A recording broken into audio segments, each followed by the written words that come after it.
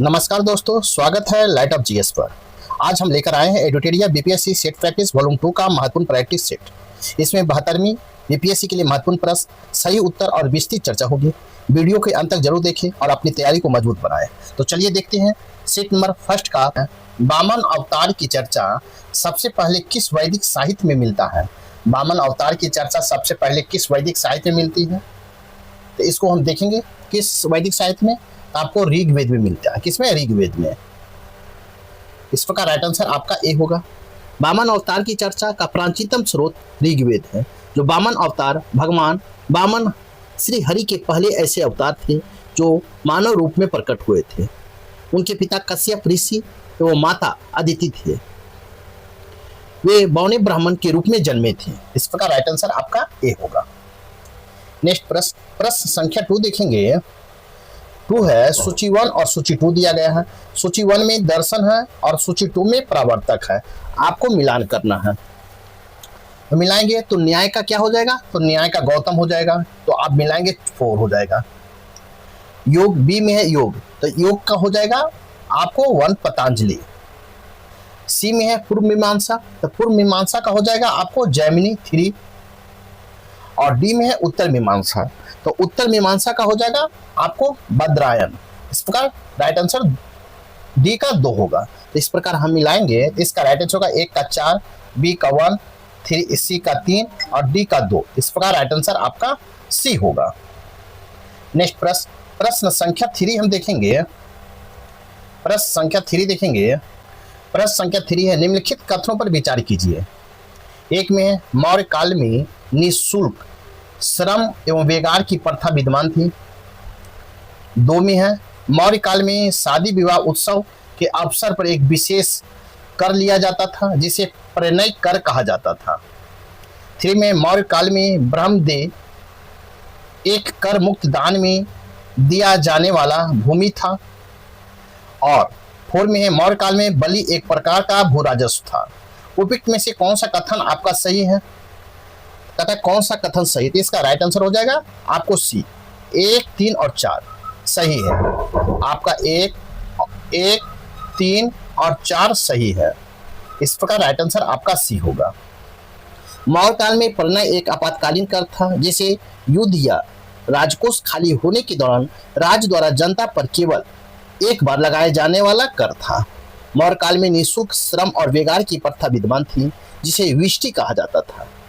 मौर्य काल में ब्रह्मदेव एक कर मुक्त दान में दिए जाने वाला भूमि था जिसे विद्वान ब्राह्मणों को दिया जाता था। मौर्य काल में बलि एक प्रकार का भू राजस्व था। इस प्रकार राइट आंसर आपका सी होगा। क्या कहता है? मौर्य काल में बलि एक प्रकार का क्या था? तो भू राजस्व कर था। इस प्रकार राइट आंसर आपका सी होगा। नेक्स्ट प्रश्न संख्या 4 देखेंगे। 4 है, रिक्त स्थानों की पूर्ति विकल्प में दिए गए उचित शब्द के आधार पर कीजिए।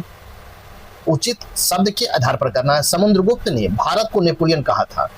किसने समुद्रगुप्त को भारत का नेपोलियन कहा था? तो किसने कहा था? तो आपको विसेंट आर्थर स्मिथ ने कहा था। इस प्रकार राइट आंसर आपका बी होगा। विसेंट आर्थर स्मिथ ने समुद्रगुप्त को भारत का नेपोलियन की संज्ञा दी है। समुद्रगुप्त 325 से 775 ईस्वी में गुप्त साम्राज्य का एक प्रसिद्ध शासक था। इस प्रकार राइट आंसर आपका बी होगा। नेक्स्ट प्रश्न संख्या 5 देखेंगे। प्रश्न संख्या 5 है, संगम काल में खेतों में काम करने वाले मजदूरों को क्या कहा जाता था? संगम काल में खेतों में काम करने वाले मजदूरों को क्या कहा जाता था? तो क्या कहा जाता था? इसका राइट आंसर होगा कडेसियर कहा जाता था। इस प्रकार राइट आंसर आपका डी होगा। कहता है आपको संगम एक प्रकार का साहित्य है। वस्तुतः संगम एक प्रकार का साहित्य है जो अलग अलग समय अंतरालों पर लिखा गया है, जो तत्कालीन दक्षिण भारत के इतिहास का प्राप्त प्रकाश डालता है। इस साहित्य में हमें ज्ञात होता है कि तत्कालीन दक्षिण भारतीय समाज तमिल प्रदेश अनेक वर्गों में विभक्त था। इसी में से एक वर्ग वेलार था जो कृषि कर्म से जुड़ा था। वेलार के प्रमुख को वेलिर कहा जाता था। खेतों में काम करने वाले मजदूरों को कडेसियर कहते थे। इस प्रकार राइट आंसर आपका डी होगा। नेक्स्ट प्रश्न संख्या 6 देखेंगे। निम्नलिखित कथनों ए है और कारण आर पर विचार करना है। तो कथन ए में है हर्ष के समय कनौज का राजनीतिक शक्ति केंद्र के रूप में उभरता उत्तर भारत में सामंत युग का आगमन का सूचक था। कारण आर में है, हर्ष राज उत्तर भारत में कश्मीर को छोड़कर शेष प्रांतों में था। तो आपको कथन और कारण में जोड़ना है। इसका राइट आंसर होगा ए और आर दोनों सही है, पर आर एक ही सही व्याख्या नहीं है। इस प्रकार राइट आंसर आपका बी होगा। सही व्याख्या क्या होगा? बी होगा। नेक्स्ट प्रश्न संख्या 7 देखेंगे। चंदेल वंश के संस्थापक कौन थे? चंदेल वंश के संस्थापक कौन थे? तो चंदेल वंश के संस्थापकों को नन्नुक थे, नन्नुक। इस प्रकार राइट आंसर आपका ये होगा। वर्तमान बुंदेलखंड के क्षेत्र तत्कालीन जो जीजा भोक्ति के मध्य 9वीं शताब्दी में चंदेल वंश का शासन स्थापित हुआ था। इस वंश का संस्थापक नन्नुक था। इस प्रकार राइट आंसर आपका ए होगा। प्रश्न संख्या 8 देखेंगे। अशोक कालीन प्रसिद्ध कलसी अभिलेख किस स्थान से प्राप्त हुई है? अशोक कालीन प्रसिद्ध कलसी अभिलेख किस स्थान से प्राप्त हुई है? आपके इसका राइट आंसर होगा देहरादून से। कलसी अभिलेख देहरादून से प्राप्त हुआ। इस प्रकार राइट आंसर सी होगा। वर्तमान मौर्य सम्राट अशोक जो 269 से 232 ईसा पूर्व में शासनकाल अभिलेखों की दृष्टि से काफी महत्वपूर्ण है। इसी के अंतर्गत एक प्रसिद्ध कलसी अभिलेख वर्तमान देहरादून यानी उत्तराखंड से प्राप्त हुई है। इस प्रकार राइट आंसर आपका सी होगा। नेक्स्ट प्रश्न संख्या 9 देखेंगे। दिल्ली सल्तनत के संदर्भ में दस्तार बंदान से क्या तात्पर्य है? दिल्ली सल्तनत के संदर्भ में दस्तान बंदान से क्या संदर्भ है? तो संदर्भ है इसका राइट आंसर होगा आपको उलेमा से संबंधित है। किससे? उलेमा से। इस प्रकार राइट आंसर आपका भी होगा।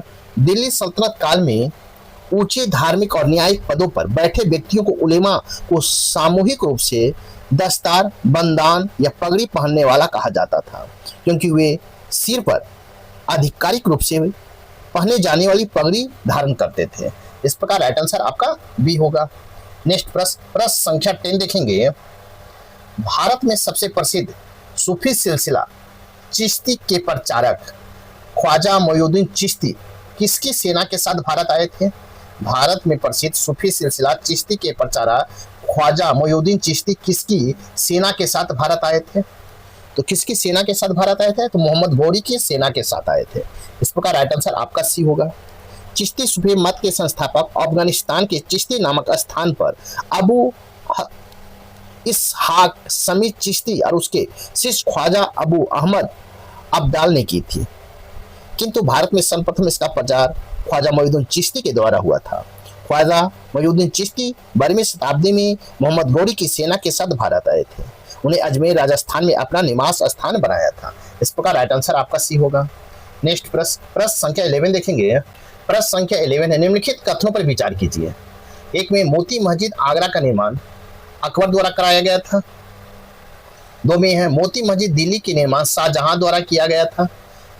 उपरोक्त में से कौन सा कथन सही है? पूछता है कौन सा कथन सही है। इसका राइट आंसर होगा ना तो 1 है और ना ही 2 है। इस प्रकार राइट आंसर आपका डी होगा। मुगल काल के इतिहास में अकबर तथा शाहजहां के काल के स्थापत्य कला की दृष्टि से काफी महत्वपूर्ण माना जाता है। अकबर ने जहां आगरा के लाल किले का निर्माण करवाया था, वही शाहजहां ने दिल्ली के लाल किले और दोनों जगहों को लाल किले में एक एक मोती मस्जिद भी निर्मित है, जो स्थापत्य कला की दृष्टि से काफी महत्वपूर्ण है। मोती मस्जिद आगरा का निर्माण शाहजहां द्वारा कराया गया था, ना कि अकबर द्वारा, जबकि मोती मस्जिद दिल्ली का निर्माण औरंगजेब द्वारा अपनी दूसरी पत्नी नवाब बाई के लिए बनवाया था, ना कि शाहजहां द्वारा। इस प्रकार राइट आंसर आपका डी होगा। नेक्स्ट प्रश्न संख्या 12 देखेंगे। निम्नलिखित युग्मों में से कौन सा एक युग्म सही सुमेलित नहीं है? पूछा है नहीं है, तो कौन सही सुमेलित नहीं है? तो आपको अकबर सर टॉमस रो, ये आपका सही सुमेलित नहीं है, क्योंकि मुगल काल के दौरान अनेकों विदेशी यात्री भारत का भ्रमण किया था। सर टॉमस रो आपको जहांगीर के समय आया था। किसके समय आया था? जहांगीर के समय, जहांगीर के समय आया था। तो ये नहीं पूछा, तो राइट आंसर आपका ये सही होगा।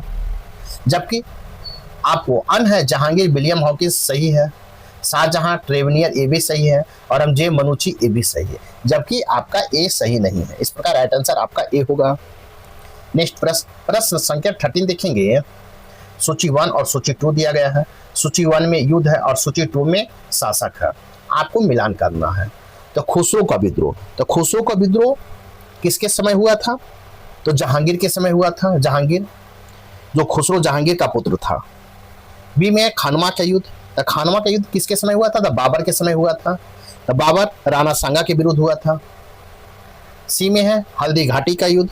तो हल्दी घाटी का युद्ध किसके समय? अकबर के समय हुआ था, राणा प्रताप के विरुद्ध हुआ था। डी में है बिलग्राम का युद्ध। तो बिलग्राम का युद्ध हुआ था हुमायूं से, आपको शेरशाह के विरुद्ध हुआ था। तो इस प्रकार मिलाएंगे, इसका राइट आंसर एक का ए, बी का 1, ए का 4, बी का 1, सी का 3 और डी का 2 होगा। इस प्रकार राइट आंसर आपका ए होगा। नेक्स्ट प्रश्न संख्या 14 देखेंगे। भारत में पुर्तगाली शक्ति का वास्तविक संस्थापक किसे माना जाता है? भारत में पुर्तगाली शक्ति का वास्तविक संस्थापक किसे माना जाता है? तो इसको अल-बुकर को माना जाता है। इस प्रकार राइट आंसर आपको सी होगा। भारत में पुर्तगाली शक्ति का वास्तविक संस्थापक अल-बुकर 1509 से 1500 ईस्वी था। इसने भारत में प्रादेशिक शक्ति के रूप में पुर्तगाली राज की स्थापना किया था। इस प्रकार राइट आंसर आपका सी होगा। नेक्स्ट प्रश्न संख्या 15 देखेंगे। निम्न में से किस सिख गुरु के द्वारा सिखों का खालसा में रूपांतरण किया गया था? कहता है निम्न में से किस सिख गुरु के द्वारा सिखों का खालसा में रूपांतरण किया गया था? तो आपको गुरु गोविंद सिंह ने रूपांतरण किया था। इस प्रकार राइट आंसर आपका डी होगा। सिखों के 10वें गुरु और अंतिम गुरु गोविंद सिंह ने 1666 से 1708 ईस्वी में सिखों को एक सैनिक संप्रदाय खालसा पंथ में परिवर्तित कर दिया। उन्होंने संपूर्ण सिख समुदाय को खालसा कहकर पुकारा। प्रत्येक सिख को अपने नाम के आगे सिंह उपाधि लगाने के लिए कहा तथा प्रत्येक को केस, कंघा, कृपान, कच्छ और कड़ा रखने का आदेश दिया। इस प्रकार राइट आंसर आपका डी होगा। नेक्स्ट प्रश्न संख्या 16 देखेंगे। 16 है निम्नलिखित कथनों पर विचार करें। एक में चंपारण सत्याग्रह भारत में गांधी का पहला अखिल भारतीय जन विद्रोह था, जो एक सफल सत्याग्रह था। 2 में खेरा सत्याग्रह का संबंध कर माफी से था। और 3 में है आपको अहमदाबाद मिल हड़ताल में गांधी ने उपवास का प्रयोग किया था। उपयुक्त में से कौन सा कथन सही है? तो कौन सा कथन सही है? इसका राइट आंसर होगा 2 और 3 आपका सही है। 2 और 3 सही है। इस प्रकार राइट आंसर आपका भी होगा। अतः खेरा सत्याग्रह 1918 का मुख्य उद्देश्य फसल खराब होने पर किसानों के लिए कर लगाना, माफी की मांग करना था। और अहमदाबाद मिल हड़ताल 1918 में गांधी जी ने श्रमिकों के हक के लिए पहली बार उपवास माने भूख हड़ताल का प्रयोग एक हथियार के रूप में किया था। इस प्रकार राइट आंसर आपका बी होगा। नेक्स्ट प्रश्न संख्या 17 देखेंगे। प्रश्न संख्या 17 निम्न घटनाओं को काल अनुक्रमिक रूप में व्यवस्थित कीजिए। कहता निम्न घटनाओं को काल अनुक्रमिक रूप में व्यवस्थित कीजिए। 1 में है कोलाचेल का युद्ध, 2 में डुप्लेक की वापसी, 3 में बेदारा का युद्ध और 4 में पेरिस की संधि। आपको मिलान करना है। तो कोलाचेल का युद्ध कब हुआ था? तो आप इसको देखेंगे सबसे पहले हम तो 1741 में हुआ था। 2 में है डुप्लेक्स की वापसी, तो इसका हुआ था 1754 में, 54 में हुआ है। फिर 3 में बेदारा का युद्ध, तो बेदारा का युद्ध हुआ है 1759 में। और पेरिस की संधि कब हुआ है? तो 1763 में। तो इस प्रकार आप मिलाएंगे, इसका राइट आंसर होगा आगे 1 होगा, फिर 2 होगा, 3 होगा, 4 होगा। इस प्रकार राइट आंसर आपका ए होगा। नेक्स्ट प्रश्न संख्या 18 देखेंगे। बहावी आंदोलन के संबंध में निम्नलिखित कथनों पर विचार कीजिए। 1 में यह एक इस्लामिक पुनरुत्थानवादी आंदोलन था जो अरब के अब्दुल बहाव की शिक्षाओं से प्रेरित था। 2 में भारत में इसका नेतृत्व सैयद अहमद बरेलवी ने किया था। 3 में अंततः एक ब्रिटिश विरोधी आंदोलन में बदल गया। उपरोक्त कथनों में से कौन सा कथन सही है? तो कौन सा कथन सही है? इसका राइट आंसर होगा 1, 2 और 3 आपका सही है। इस प्रकार राइट आंसर आपका डी होगा। इस आंदोलन में 18वीं सदी में अरब सुधारक मोहम्मद इब्न अब्दुल्ला बहाव की प्रेरणा मिली, जिन्होंने शुद्ध इस्लाम की ओर लौटने की वकालत की। भारत में इस आंदोलन का नेतृत्व रायबरेली के सैयद अहमद बरेलवी ने किया था, जो शाह वलीउल्लाह और शाह अब्दुल्ला अजीज से प्रभावित थे। शुरू में इसका उद्देश्य पंजाब में सिख शासन के विरुद्ध था, लेकिन बालाकोट की लड़ाई 1831 में सैयद अहमद की मृत्यु के बाद यह आंदोलन पूरी तरह से ब्रिटिश विरोधी हो गया। इस प्रकार राइट आंसर आपका डी होगा। नेक्स्ट प्रश्न संख्या 19 देखेंगे। दक्षिण भारत में सामाजिक सुधार आंदोलन के संदर्भ में निम्नलिखित कथनों पर विचार कीजिए। एक में जस्टिस पार्टी मद्रास के ब्राह्मण अभिजात वर्ग से जुड़ी थी। दो में वाइकोम सत्याग्रह निम्न जातियों को वाइकोम महादेव मंदिर में प्रवेश का अधिकार दिलाने में सफल रहा। उपयुक्त में से कौन सा कथन गलत है? गलत है। इसका राइट आंसर होगा आपका 1 और 2। 1 और 2 आपका गलत है। इस प्रकार राइट आंसर आपका सी होगा। इस प्रकार राइट आंसर सी होगा। कहता है जस्टिस पार्टी की स्थापना 1916 में टी.एम. नायर, नटेशा मुदलियार और पी. त्यागराया चिट्ठी ने की थी। मद्रास में गैर ब्राह्मण सम्भ्रात वर्ग के प्रतिनिधित्व करती थी और प्रशासन तथा राजनीतिक में ब्राह्मणों का वर्चस्व का विरोध करती थी। त्रावणकोर में हुआ वाइकोम सत्याग्रह 1924-25 में निम्न जातियों को मंदिर में प्रवेश का अधिकार दिलाना उद्देश्य नहीं था, बल्कि मंदिर के आसपास के सार्वजनिक स्थानों के उपयोग के बारे में अपने अधिकार को मनवाना था। इस प्रकार 1 और 2 दोनों गलत है। इस प्रकार राइट आंसर सी होगा। नेक्स्ट प्रश्न संख्या 20 देखेंगे। प्रश्न संख्या 20 है लॉर्ड लिटन के कार्यकाल आपको 1876 से 80 के दौरान अपनाई गई फॉरवर्ड पॉलिसी का तात्पर्य क्या है? फॉरवर्ड पॉलिसी का तात्पर्य क्या है? इसका राइट आंसर होगा रूस के प्रभाव का मुकाबला करने के लिए अफगानिस्तान के प्रति एक आक्रामक नीति, जिसके परिणाम स्वरूप दूसरा आंग्ल अफगान युद्ध हुआ। इस प्रकार राइट आंसर आपका भी होगा। कहता है इस नीति का मुख्य उद्देश्य भारत के उत्तर पश्चिम सीमाओं को सुरक्षित करना और अफगान को रूस के खिलाफ एक बफर राज्य के रूप में इस्तेमाल करना था। इस प्रकार राइट आंसर आपका भी होगा। नेक्स्ट प्रश्न संख्या 21 देखेंगे। निम्नलिखित आंग्ल मैसूर युद्ध का उल्लेख, परिणाम और संधियों को मिलान कीजिए। मिलान करने का रहा है। सूची 1 में युद्ध है और सूची 2 में परिणाम है। तो एक में है आपका प्रथम आंग्ल मैसूर युद्ध जो 1767 से 69 हुआ था। इसका हो जाएगा मद्रास की संधि के तहत इसका परिणाम निकला था। बी में है द्वितीय आंग्ल मैसूर युद्ध जो 1780 से 84 के बीच में हुआ था। ये आपको मंगलोर की संधि के तहत समाप्त हुआ था। 3 में है तीसरा आंग्ल मैसूर युद्ध 1790 से 92। इसका हो जाएगा आपको श्रीरंगपट्टनम संधि के तहत समाप्त हुआ था।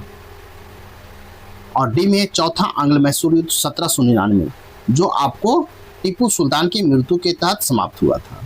इस प्रकार मिलाएंगे तो ए का 2, बी का 3, सी का 4 और डी का 1 होगा। तो मिलाएंगे हम देखेंगे इसका राइट आंसर होगा 1 का 2, बी का 3, सी का 4 और डी का 1। इस प्रकार राइट आंसर आपका ए होगा। नेक्स्ट प्रश्न संख्या 22 देखेंगे। 22 है थियोफिकल सोसाइटी की स्थापना यद्यपि पश्चिम में हुई थी, तथापि उसने विरोधाभासी रूप से भारतीय पुनरुत्थानवाद में योगदान दिया। निम्नलिखित में से कौन सा विकल्प इन विरोधाभास का सर्वोत्तम व्याख्या करता है? तो सर्वोत्तम व्याख्या कौन करता है? तो आपको पश्चिमी भौतिकवाद पर पूर्वी धार्मिक परंपराओं को दार्शनिक और आध्यात्मिक श्रेष्ठता को स्थापित करके इसने शिक्षित भारतीयों को अपनी विरासत पर गर्व करने और उसे पुनर्जीवित करने का आत्मविश्वास प्रदान किया है। इस प्रकार राइट आंसर आपका बी होगा। आपका क्या होगा? बी होगा। इस प्रकार राइट आंसर आपका बी होगा। नेक्स्ट प्रश्न संख्या 23 देखेंगे। 23 हाउस इंडिया 1905 के बारे में निम्नलिखित में कितने कथन सही है? हाउस इंडिया 1905 के बारे में निम्नलिखित में से कितने कथन सही है? 1 में लंदन में श्यामजी कृष्ण वर्मा द्वारा स्थापित है। 2 में इंडियन सोशोलॉजिस्ट नामक पत्रिका प्रकाशित की। 3 में यह यूरोप में भारतीय छात्रों के बीच ब्रिटिश विरोधी क्रांतिकारी गतिविधियों का केंद्र बन गया। फुट के सहायता से चुनना है। इसका राइट आंसर होगा आपको सभी 3, 1, 2 और 3 सभी होगा। इस प्रकार राइट आंसर आपका सी होगा। इंडिया हाउस 1905 की स्थापना श्यामजी कृष्ण वर्मा ने लंदन में भारतीय छात्रों के लिए एक हॉस्टल सा बौद्धिक केंद्र के रूप में की थी। इसमें द इंडियन सोशोलॉजिस्ट का प्रकाशन किया और यूरोप में क्रांतिकारी राष्ट्रवाद का केंद्र बना। यह शीघ्र ही यूरोप के क्रांतिकारी राष्ट्रवाद का मुख्य बिंदु बन गया, जहां वीडी सावरकर, लाला हरदयाल जैसे हस्तियां आती जाती थी। इस प्रकार राइट आंसर आपका सी होगा। नेक्स्ट प्रश्न संख्या 24 देखेंगे। निम्नलिखित में किस संस्था की स्थापना भारत में प्राच्य विद्या को बढ़ावा देने के मुख्य उद्देश्य से की गई थी? तो आपको कलकत्ता मदरसा की स्थापना भारत में प्राच्य विद्या का बढ़ावा देने के मुख्य उद्देश्य से किया गया था। इस प्रकार राइट आंसर सी होगा। आपको फोर्ट विलियम कॉलेज 1800 में रिचर्ड वेलेस्ली द्वारा कलकत्ता में स्थापित, जिसका उद्देश्य ईस्ट इंडिया कंपनी के सिविल सेवकों को भारतीय भाषाओं, प्रशासन और संस्कृति को प्रशिक्षित करना था। हिंदू कॉलेज कलकत्ता 1817 में स्थापित यह भारत की पश्चिमी शिक्षा और अंग्रेजी सीखने का एक प्रमुख केंद्र बन गया था। जबकि कलकत्ता मदरसा आपको 1781 में वारेन हेस्टिंग द्वारा स्थापित, जिसका मुख्य उद्देश्य इस्लामी कानून और फारसी अरबी शिक्षा को बढ़ावा देना था। इसे ब्रिटिश शासन के तहत प्राच्य शिक्षा का एक महत्वपूर्ण संस्था माना गया। ताकि थॉमसन इंजीनियरिंग कॉलेज 1847 में लुड़की के बाद में IIT लुड़की में स्थापित, इस संस्था ने सिविल इंजीनियरिंग और तकनीकी शिक्षा पर विशेष ध्यान दिया था। इस प्रकार आपका प्राच्य विद्या बोला, इस प्रकार राइट आंसर सी होगा। नेक्स्ट प्रश्न संख्या 25 देखेंगे। सूची 1 और सूची 2 दिया गया है। सूची 1 में समाचार पत्र पत्रिका है और सूची 2 में संस्थापक और संपादक है। आपको मिलान करना है। तो एक में है संवाद कौमुदी, तो संवाद कौमुदी हो जाएंगे राजा राम मोहन राय। बी में है voice of India, voice of India हो जाएंगे दादा भाई नौरोजी। 3 में तलवार, तो तलवार का होगा वीरेंद्र नाथ चट्टोपाध्याय। इस प्रकार मिलाएंगे तो इसका राइट आंसर हो जाएगा आपको 1 का 3, बी का 2 और सी का 1। इस प्रकार राइट आंसर आपका ए होगा। संवाद कौमुदी राजा राम मोहन राय सती प्रथा और सामाजिक बुराइयों के खिलाफ अभियान चलाया। वॉइस ऑफ इंडिया दादा भाई नौरोजी ब्रिटिश शासन द्वारा भारत के आर्थिक शोषण का उजागर किया। तलवार वीरेंद्र नाथ चट्टोपाध्याय की पत्रिका, जो विदेशों में रहने वाले भारतीय सैनिकों और श्रमिकों के लिए लक्षित करती थी। इस प्रकार राइट आंसर आपका बी होगा। नेक्स्ट प्रश्न संख्या 26 देखेंगे। प्रश्न संख्या 26 है कामागाटू मारू घटना 1914 से संबंधित है। कामागाटू मारू घटना 1914 का संबंधित है। तो आपको इसका राइट आंसर होगा एक जहाज जिसमें मुख्य रूप से पंजाबी सिख यात्री सवार थे, वो कनाडा में प्रवेश से वंचित कर दिया गया और भारत वापस भेज दिया गया। ये आपका कामागाटू मारू घटना से संबंधित सही है। इस प्रकार राइट आंसर भी होगा। कामागाटू मारू एक जापानी स्टीम शिप थी जिसे गुरदीप सिंह ने किराए पर लिया था। इसमें 376 यात्री सवार थे। ज़्यादातर पंजाबी सिख और मुसलमान थे जो कनाडा के जाकर बसना चाहते थे। वैंकूवर बंदरगाह पर 2 महीने तक चले गतिरोध के बाद उन्हें प्रवेश देने से मना कर दिया गया। कलकत्ता लौटने पर ब्रिटिश अधिकारियों ने बजबज घाट में यात्रियों पर गोली चला दी, जिसमें 20 लोग मारे गए। इस क्रूर घटना ने पंजाबी प्रवासियों को उग्र बना दिया और गदर आंदोलन की भांति को तेजी से बढ़ा दिया। इस प्रकार राइट आंसर आपका बी होगा। नेक्स्ट प्रश्न संख्या 27 देखेंगे। प्रश्न संख्या 27 है निम्नलिखित में से कौन लॉर्ड कर्जन 1899 से 1905 का सबसे महत्वपूर्ण आर्थिक योगदान माना जाता है? लॉर्ड कर्जन का वो 1899 से 1905 का सबसे महत्वपूर्ण आर्थिक योगदान माना जाता है। तो योगदान माना जाता है उन्होंने वाणिज्य और उद्योग विभाग की स्थापना की और पूसा में एक कृषि अनुसंधान संस्थान स्थापित किया। इस प्रकार राइट आंसर आपका भी होगा। RBI की स्थापना 1935 में हिल्टन यंग कमीशन की सिफारिश पर की। कर्जन को कई आर्थिक और प्रशासनिक पहलों का श्रेय दिया जाता है। उन्होंने वाणिज्य और उद्योग बनाया और 1905 में पूसा बिहार में कृषि अनुसंधान की स्थापना की। इस प्रकार राइट आंसर आपका बी होगा। नेक्स्ट प्रश्न संख्या 28 देखेंगे।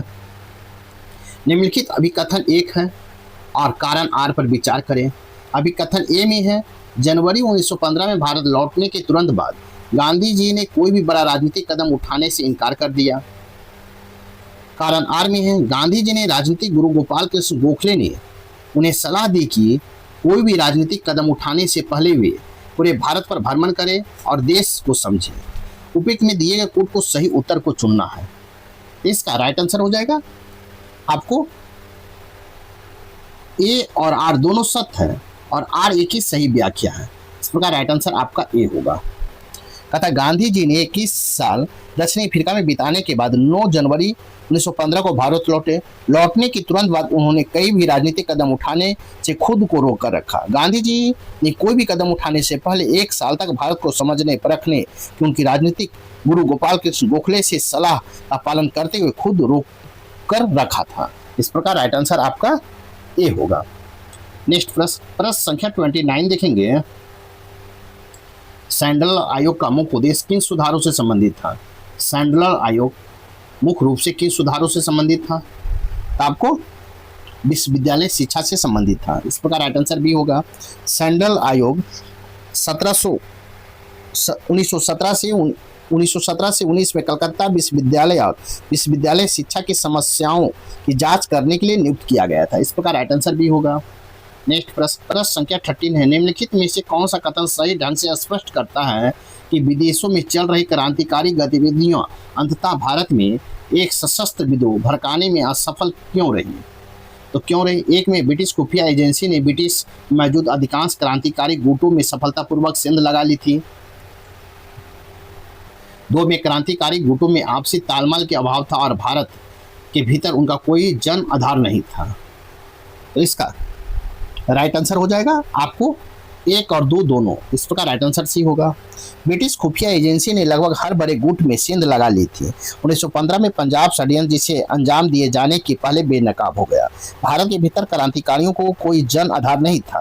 किसान सशस्त्र विद्रोह के आह्वान के प्रति काफी हद तक उदासीन थे और शिक्षित मध्यम वर्ग गांधीवादी तरीकों को अधिक पसंद करता था। इस प्रकार राइट आंसर आपका सी होगा। नेक्स्ट प्रश्न संख्या 31 देखेंगे। तथा 2 केजी दरमान वाली एक पिस्तौल से 20 ग्राम दरमान की एक गोली को 150 मिली प्रति सेकंड के वेग से क्षैतिज रूप से दागा जाता है। तो पिस्तौल का प्रतिक्षेप वेग क्या है? वेग है। इसका राइट आंसर हो जाएगा 1.5 मीटर प्रति सेकंड। इस प्रकार राइट आंसर आपका बी होगा। नेक्स्ट प्रश्न संख्या 32 देखेंगे। किसने पता लगाया कि विद्युत धारा ले जाने वाली चालक अपने चारों ओर चुंबकीय क्षेत्र उत्पन्न करता है? इसका राइट आंसर हो जाएगा आपको किसने? हांस क्रिश्चियन ऑर्स्टेड ने आपको पता लगाया था। इस प्रकार राइट आंसर भी होगा।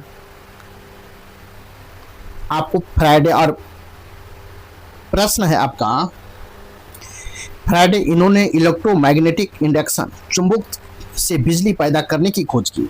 इस प्रकार राइट आंसर आपका भी होगा। नेक्स्ट प्रश्न संख्या 33 देखेंगे। निम्नलिखित अभिकथन 1 और कारण आर पर विचार करें।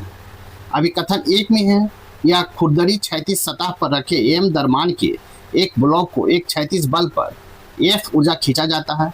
ब्लॉक तक गति नहीं करता है जब तक कि एफ का मान सीमांत घर्षण से अधिक नहीं हो जाता।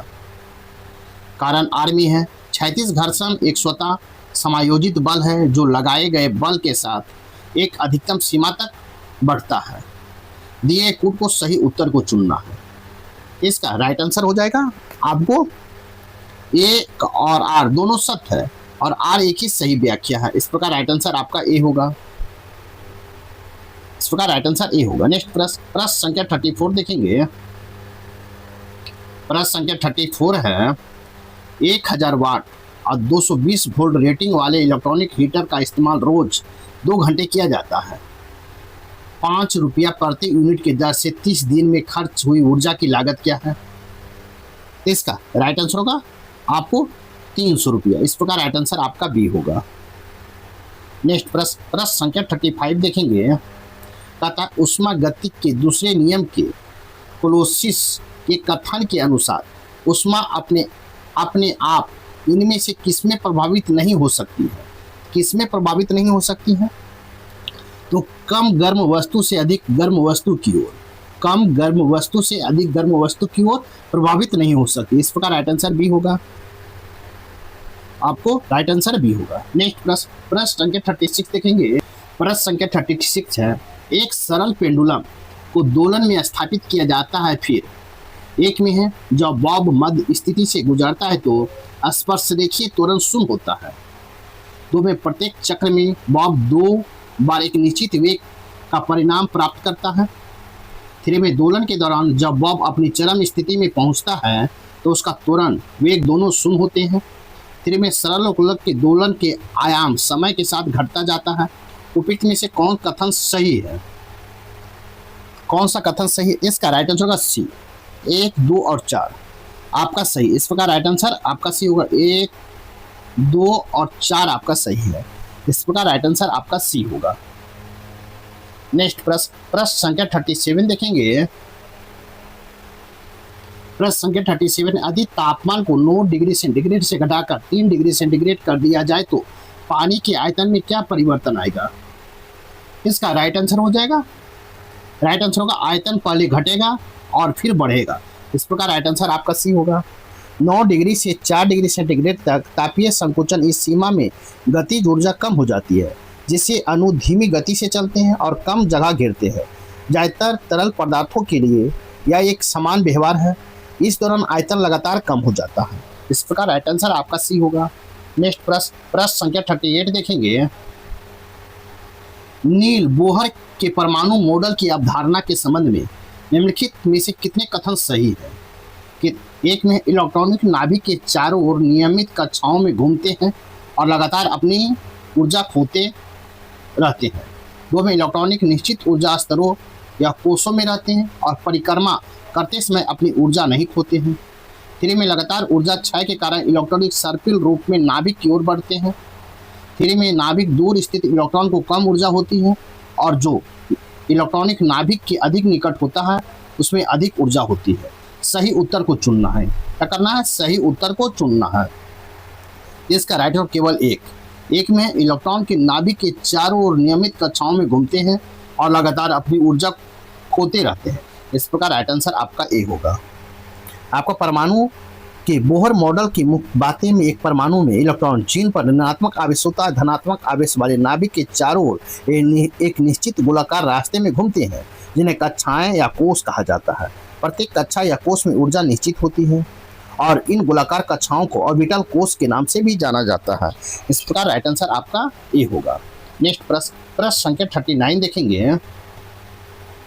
39 है, एक अवशेषित कण एक समान चुंबकीय क्षेत्र में इस प्रकार प्रवेश करता है कि उसका वेग क्षेत्र की दिशा में लंबवत होती है। निम्नलिखित कथनों पर विचार कीजिए।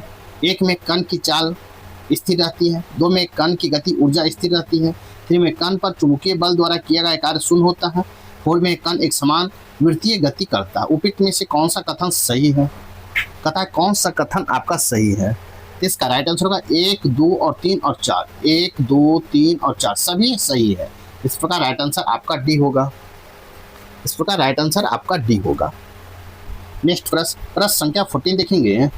प्रश्न संख्या 40 है, सूची 1 में दिए गए विकल्पों और मिलान सूची 2 में दिए गए मुख्य उपयोग कीजिए और सही विकल्प को चुनिए।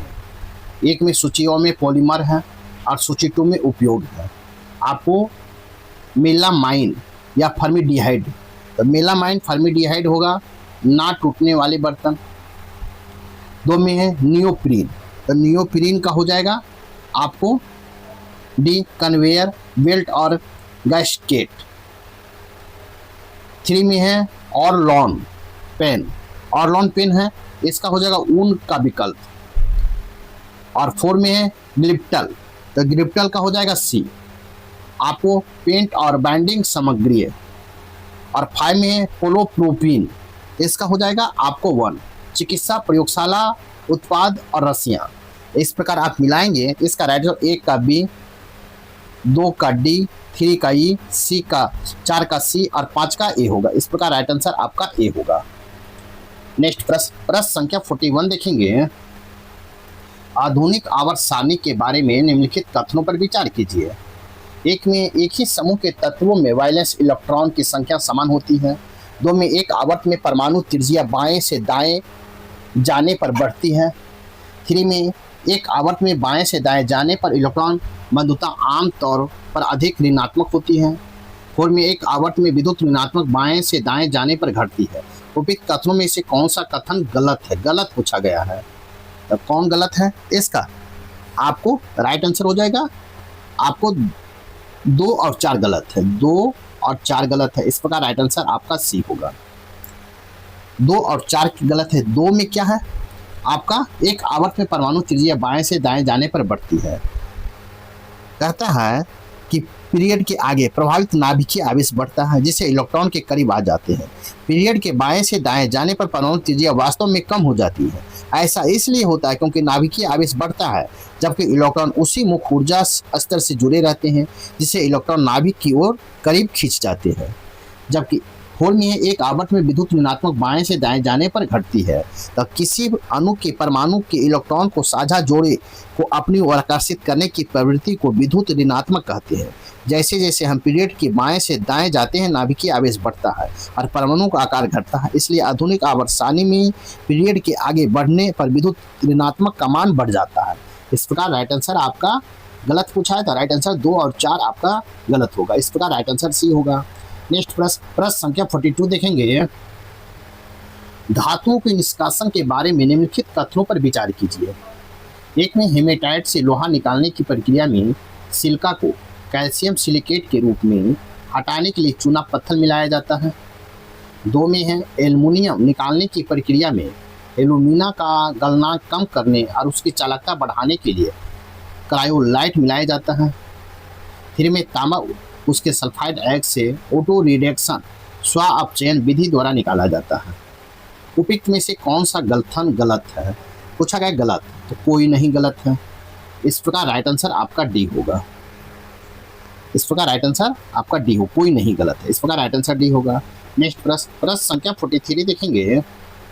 Hall CH2 equal to CH minus CH equal to CH2 के एक अणु को में सिग्मा और पाई का बंधुओं की संख्या क्रमशः है।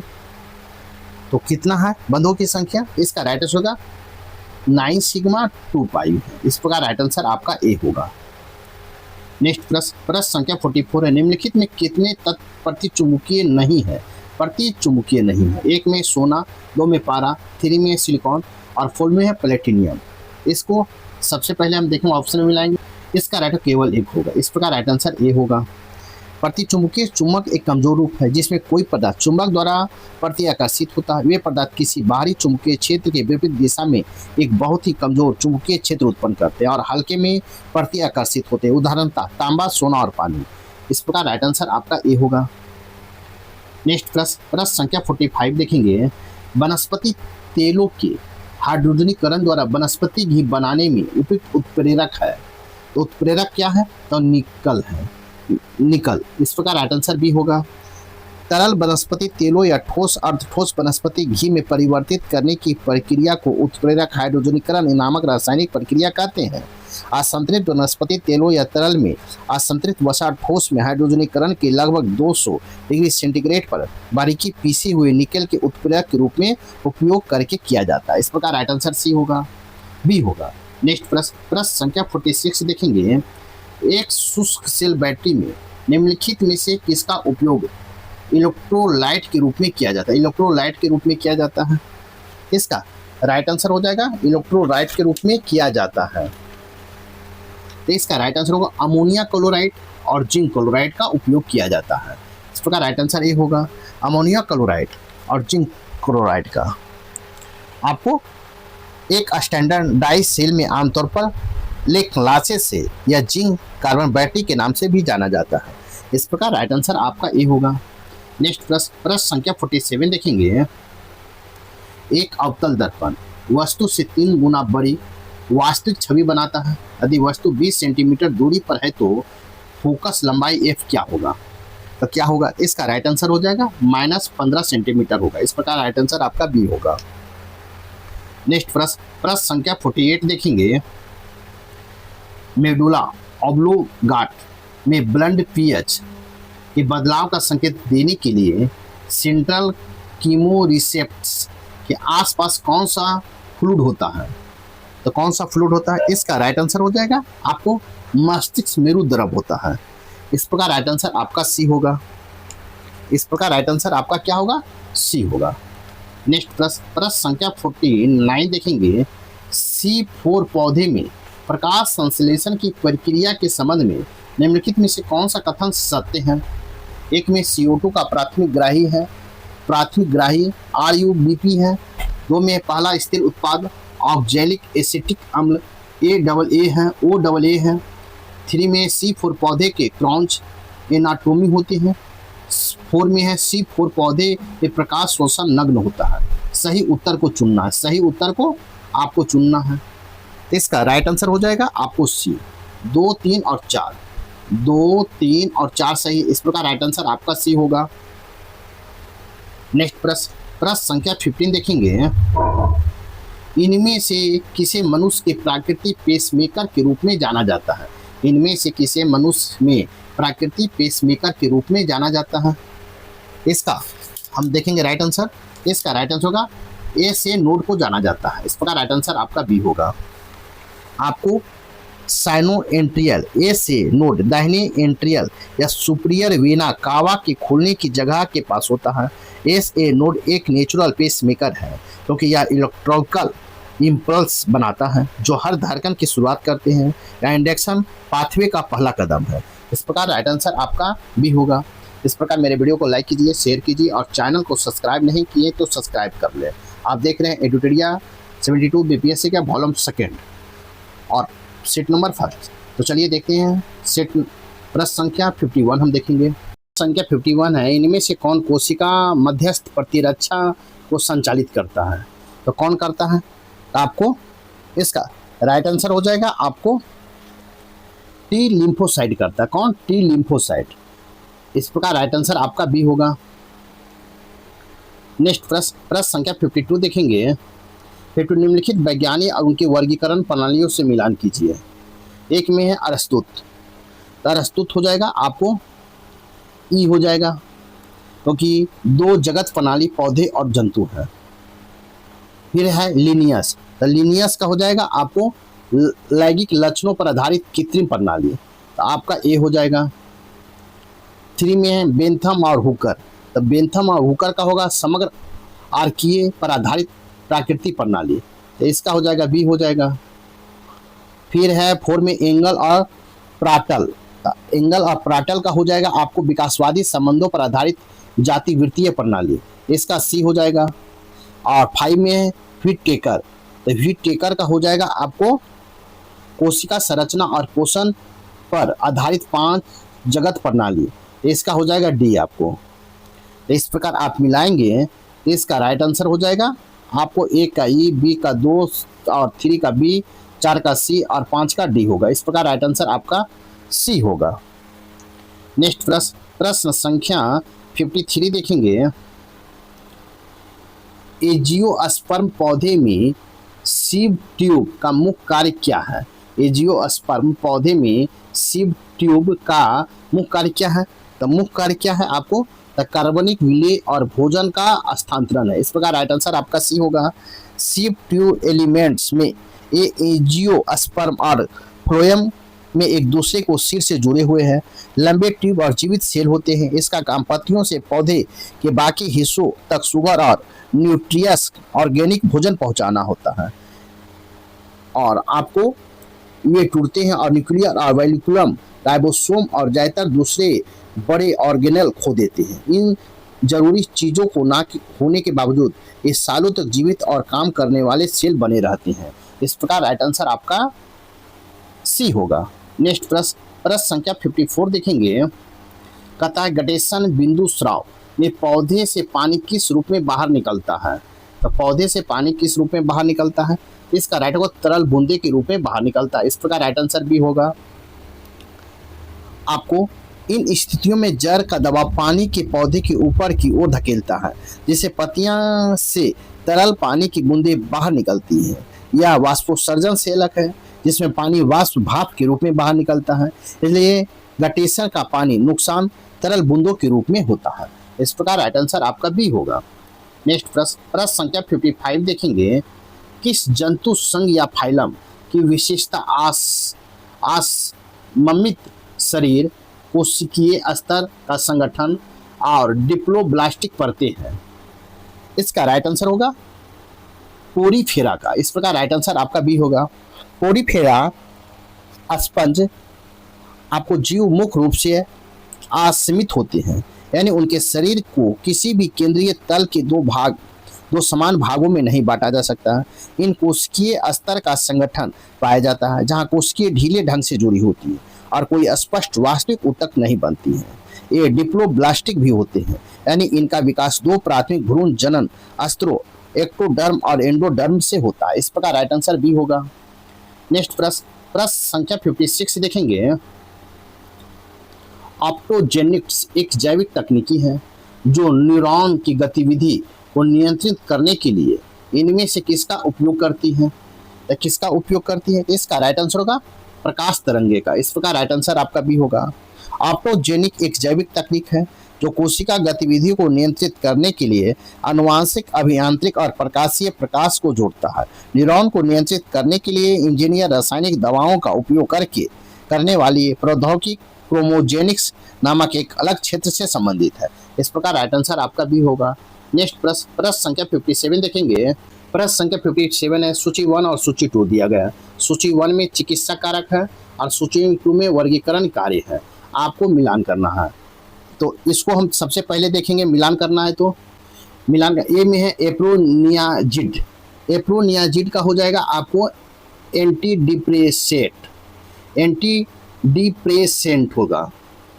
बी में है सिमेडिडिन, इसका हो जाएगा 4 एंटासिड।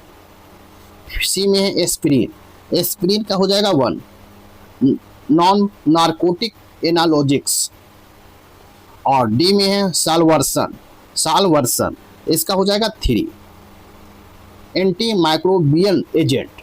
इस प्रकार आप मिलाएंगे तो इसका राइट आंसर होगा ए का 2, बी का 4, सी का 1 और डी का 3। इस प्रकार राइट आंसर आपका बी होगा। नेक्स्ट प्रश्न संख्या 58 देखेंगे। 58 डीएनए फिंगरप्रिंट के बारे में निम्नलिखित में से कौन सा कथन सही है? एक में या सैटेलाइट डीएनए अनुक्रमों के बारे में पाए जाने वाले पॉलीमॉर्फिज्म पर आधारित है। 2 में इसमें परावर्तित संख्या टैंडम पुनरावृत्ति का उपयोग प्रोब के रूप में किया जाता है। 3 में इनमें संदर्भ ब्लॉटिंग तकनीक का उपयोग किया जाता है। 4 में इसका उपयोग पितृत्व संबंधी विवादों को सुलझाने के लिए किया जाता है। सही उत्तर को चयन करना है। इसका राइट आंसर होगा 1, 2, 3 और 4। इस प्रकार राइट आंसर आपका डी होगा। आपका चारों सही है। इस प्रकार राइट आंसर आपका डी होगा। नेक्स्ट प्रश्न संख्या 59 देखेंगे। निम्नलिखित में कौन सा एंटीबायोटिक नहीं है? एंटीबायोटिक नहीं है तो कौन नहीं है? इसका राइट आंसर होगा ऑक्सीटोसिन। आपको ऑक्सीटोसिन जो है एंटीबायोटिक नहीं है। इस प्रकार राइट आंसर बी होगा। आपको एंटीबायोटिक में शामिल आपको ऑक्सीटोसिन नहीं है। इस प्रकार राइट आंसर बी होगा। नेक्स्ट प्रश्न संख्या 16 देखेंगे। ड्यूरेसिस की विशेषता क्या है? तो ड्यूरेसिस की विशेषता क्या है? इसका राइट होगा मूत्र की मात्रा में वृद्धि करना। इस प्रकार राइट आंसर आपका ए होगा। मूत्र वर्धक प्रभाव ड्यूरेसिस का मतलब है पेशाब का ज्यादा या बहुत ज्यादा बढ़ना। इस प्रकार राइट आंसर आपका ए होगा। नेक्स्ट प्रश्न संख्या 61 देखेंगे। पेडलफर मिट्टी मुख्यतः किस जलवायु प्रदेश में पाई जाती है? किस जलवायु प्रदेश में पाई जाती है? तो आपको आर्द्र जलवायु प्रदेश में पाई जाती है। इस प्रकार राइट आंसर आपका बी होगा। ये मृदाएं उच्च अक्षांशीय कोनधारी वनों से लेकर मध्य अक्षांशीय पतझड़ वाले वनों से होते हुए निचले अक्षांशों में स्थित उष्णकटिबंधीय वनों और घास के मैदान वाले आर्द्र जलवायु प्रदेशों में पाई जाती है। यहाँ का वार्षिक वर्षा 63.5 सेंटीमीटर से अधिक होता है। इस प्रकार राइट आंसर आपका बी होगा। नेक्स्ट प्रश्न संख्या 62 देखेंगे। निम्नलिखित में कौन से विषुवतीय प्रदेश व उष्ण कटिबंधीय तटीय प्रदेश के वन की विशेषता है? 1 में सर्वाधिक जैव विविधता, 2 में कठोर लकड़ी वाले वृक्ष, 3 में धरातल तक अप्राप्त सूर्य प्रकाश। उपयुक्त में से कौन से कथन आपका सही है? कौन से कथन सही है? इसका राइट आंसर हो जाएगा आपको 1 और 2 आपका सही। 1 और 2 आपका सही। इस प्रकार राइट आंसर ए होगा। उष्णकटिबंधीय सदारहित वन विषुवतीय प्रदेशों और उष्णकटिबंधीय तटीय प्रदेशों में भारी वर्षा और उच्च तापमान की दशाओं में सघन उच्च और विश्व की सर्वाधिक विविधतापूर्ण जैव संपदा और कठोर लकड़ी वाले वृक्षों तथा मोहगनी अबूनूस, रोजवुड, डेल्टाई भागों में मैग्रोवा के वन पाए जाते हैं। इस प्रकार राइट आंसर आपका ए होगा। नेक्स्ट प्रश्न संख्या 63 देखेंगे। प्रश्न संख्या 63 है, साढ़े 82 डिग्री पूर्वी देशांतर रेखा के संबंध में निम्नलिखित कथनों पर विचार कीजिए। एक में इसमें भारत का मानक समय रेखा कहा जाता है। दो में यह भारत के चारों राज्यों से होकर गुजरती है। और 3 में यह प्रयागराज के निकट से गुजरती है। उपयुक्त में से कौन सा कथन आपका सही है? इसका कौन सा कथन सही है? तो इसका राइट आंसर होगा 1 और 3 आपका सही है। इस प्रकार राइट आंसर आपका ए होगा। इस प्रकार राइट आंसर आपका ए होगा। साढ़े 82 डिग्री पूर्वी देशांतर प्रयागराज इलाहाबाद के निकट मिर्जापुर से होकर गुजरती है। यह देशांतर रेखा या अमयोत्तर को भारत के अनेक मानक देशांतर रेखा भी कहा जाता है। यह भारत के 5 राज्य उत्तर प्रदेश, मध्य प्रदेश, छत्तीसगढ़, उड़ीसा, आंध्र प्रदेश से होकर गुजरती है। आपको भारत का मानक समय के कारण भारत की घड़ियां सभी जगह एक ही समय बताती है, जबकि पूर्वोत्तर राज्य अरुणाचल प्रदेश में सूर्योदय गुजरात कच्छ की तुलना में लगभग 2 घंटे पहले होता है। इस प्रकार भारत का पश्चिमी बिंदु गौरमोता गुजरात और पूर्वी बिंदु किबुथु अरुणाचल प्रदेश के मध्य 30 डिग्री देशांतर का अंतर है। अतः इन दोनों स्थानों के बीच आपको 120 मिनट अर्थात 2 घंटे का अंतर है। इस प्रकार राइट आंसर आपका ए होगा। नेक्स्ट प्रश्न संख्या 64 देखेंगे। निम्नलिखित में कौन सा कथन छोटा नागपुर पठार से संबंधित नहीं है? छोटा नागपुर पठार से संबंधित नहीं है तो आपको पाटभूमि अवसादी मैदान का इस प्रकार राइट आंसर सी होगा। आपको पाटभूमि दामोदर नदी रांची पठार हजारीबाग पठार से अलग करती है। यह छोटा नागपुर के पठार का सबसे बड़ी नदी है। इस प्रकार राइट आंसर आपका सी होगा। इसका विस्तार मुख्यतः झारखंड में है। इस प्रकार राइट आंसर सी होगा। नेक्स्ट प्रश्न संख्या 65 देखेंगे। 2011 की जनगणना के अनुसार अनुसूचित जनजातियों का लिंगानुपात कितना है? अनुसूचित जनजातियों का लिंगानुपात कितना है? इसका राइट आंसर होगा 990 है। इस प्रकार राइट आंसर आपका ए होगा। आपको 2011 की जनगणना के अनुसार देश में अनुसूचित जनजातियों व्यक्तियों की कुल संख्या 10.43 करोड़ है, जो देश की कुल जनसंख्या का 8.6% है। 2011 के अनुसूचित जनजातियों का लिंगानुपात 990 है। इस प्रकार राइट आंसर आपका ए होगा। नेक्स्ट प्रश्न संख्या 66 देखेंगे। 60 निम्नलिखित युग्मों में कौन सा युग्म सही सुमेलित नहीं है? तथा सही सुमेलित नहीं। एक में खनन क्षेत्र, 2 में खनिज संपदा है। तो इसका आपको निन्नौर चांदी ये आपका सही सुमेलित नहीं है, क्योंकि निन्नौर से आपको क्या निकलता है?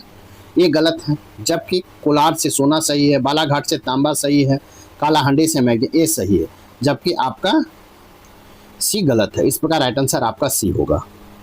नेक्स्ट प्रश्न संख्या 67 देखेंगे। भारतीय वन प्रबंध संस्थान किस शहर में स्थित है? भारतीय वन प्रबंध संस्थान किस शहर में स्थित है?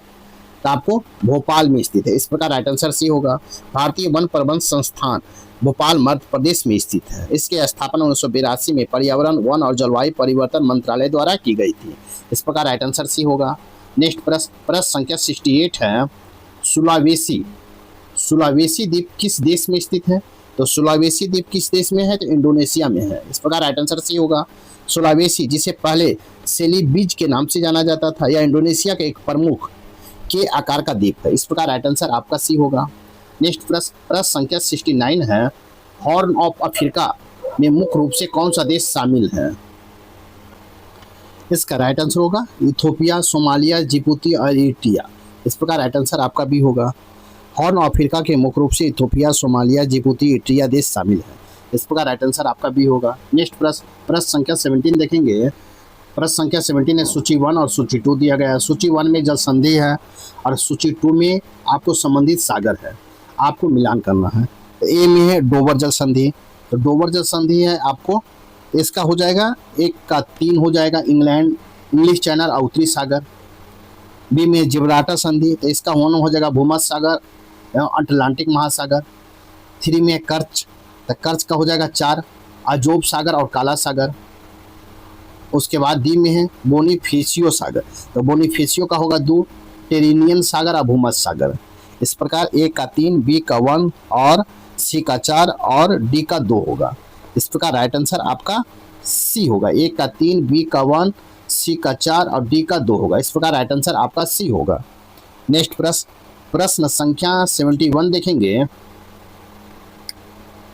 प्रश्न संख्या 71 है, किसी राज्य के धन विधेयक के संदर्भ में निम्नलिखित में से कौन सा कार्य संवैधानिक रूप से अनुमेय है पूछा है। तो इसका राइट आंसर हो जाएगा राज्यपाल द्वारा धन विधेयक को राष्ट्रपति की विचारत आरक्षित करना। इस प्रकार राइट आंसर आपका ए होगा। संविधान के अनुच्छेद 199 के तहत धन विधेयक केवल राज्य विधानसभा में ही प्रस्तुत किया जा सकता है और इसके लिए राज्यपाल की पूर्व अनुमति आवश्यक होती है। इस प्रक्रिया में विधान परिषद की भूमिका केवल 14 दिन तक विधेयक को ही निलंबित करने और गैर बाध्यकारी सिफारिश देने पर ही सीमित होती है। नेक्स्ट प्रश्न संख्या 72 देखेंगे। हाल ही में सर्वोच्च न्यायालय ने किस निर्णय में स्पष्ट किया कि कोई राज्यपाल राज्य विधानमंडल द्वारा पारित विधेयक को अनिश्चित काल तक अपने पास रोककर नहीं रख सकता है, जिससे राज्य विधान पर पूर्ण पॉकेट वीटो की संभावना प्रभावी रूप से समाप्त हो जाती है। इसका राइट आंसर होगा पंजाब राज्य बनाम राज्यपाल के प्रधान सचिव। इस प्रकार राइट आंसर भी होगा।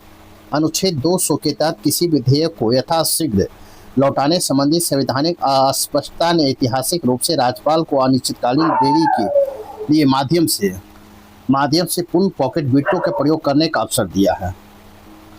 हालांकि पंजाब राज्य बनाम राज्यपाल के प्रधान सचिव मामले सर्वोच्च न्यायालय ने इस प्रथा पर निर्णायक रूप से रोक लगा दी है। इस प्रकार राइट आंसर बी होगा। नेक्स्ट प्रश्न संख्या 73 देखेंगे। निम्नलिखित में किस संस्था को संवैधानिक रूप से यह अधिकार प्राप्त है कि वह किसी राज्य सरकार के सिविल सेवकों की भर्ती से संबंधित विवादों को सुलझाने के लिए विशेष रूप से एक प्रशासनिक अधिकरण अनुच्छेद 323 ए के तहत की स्थापना करें।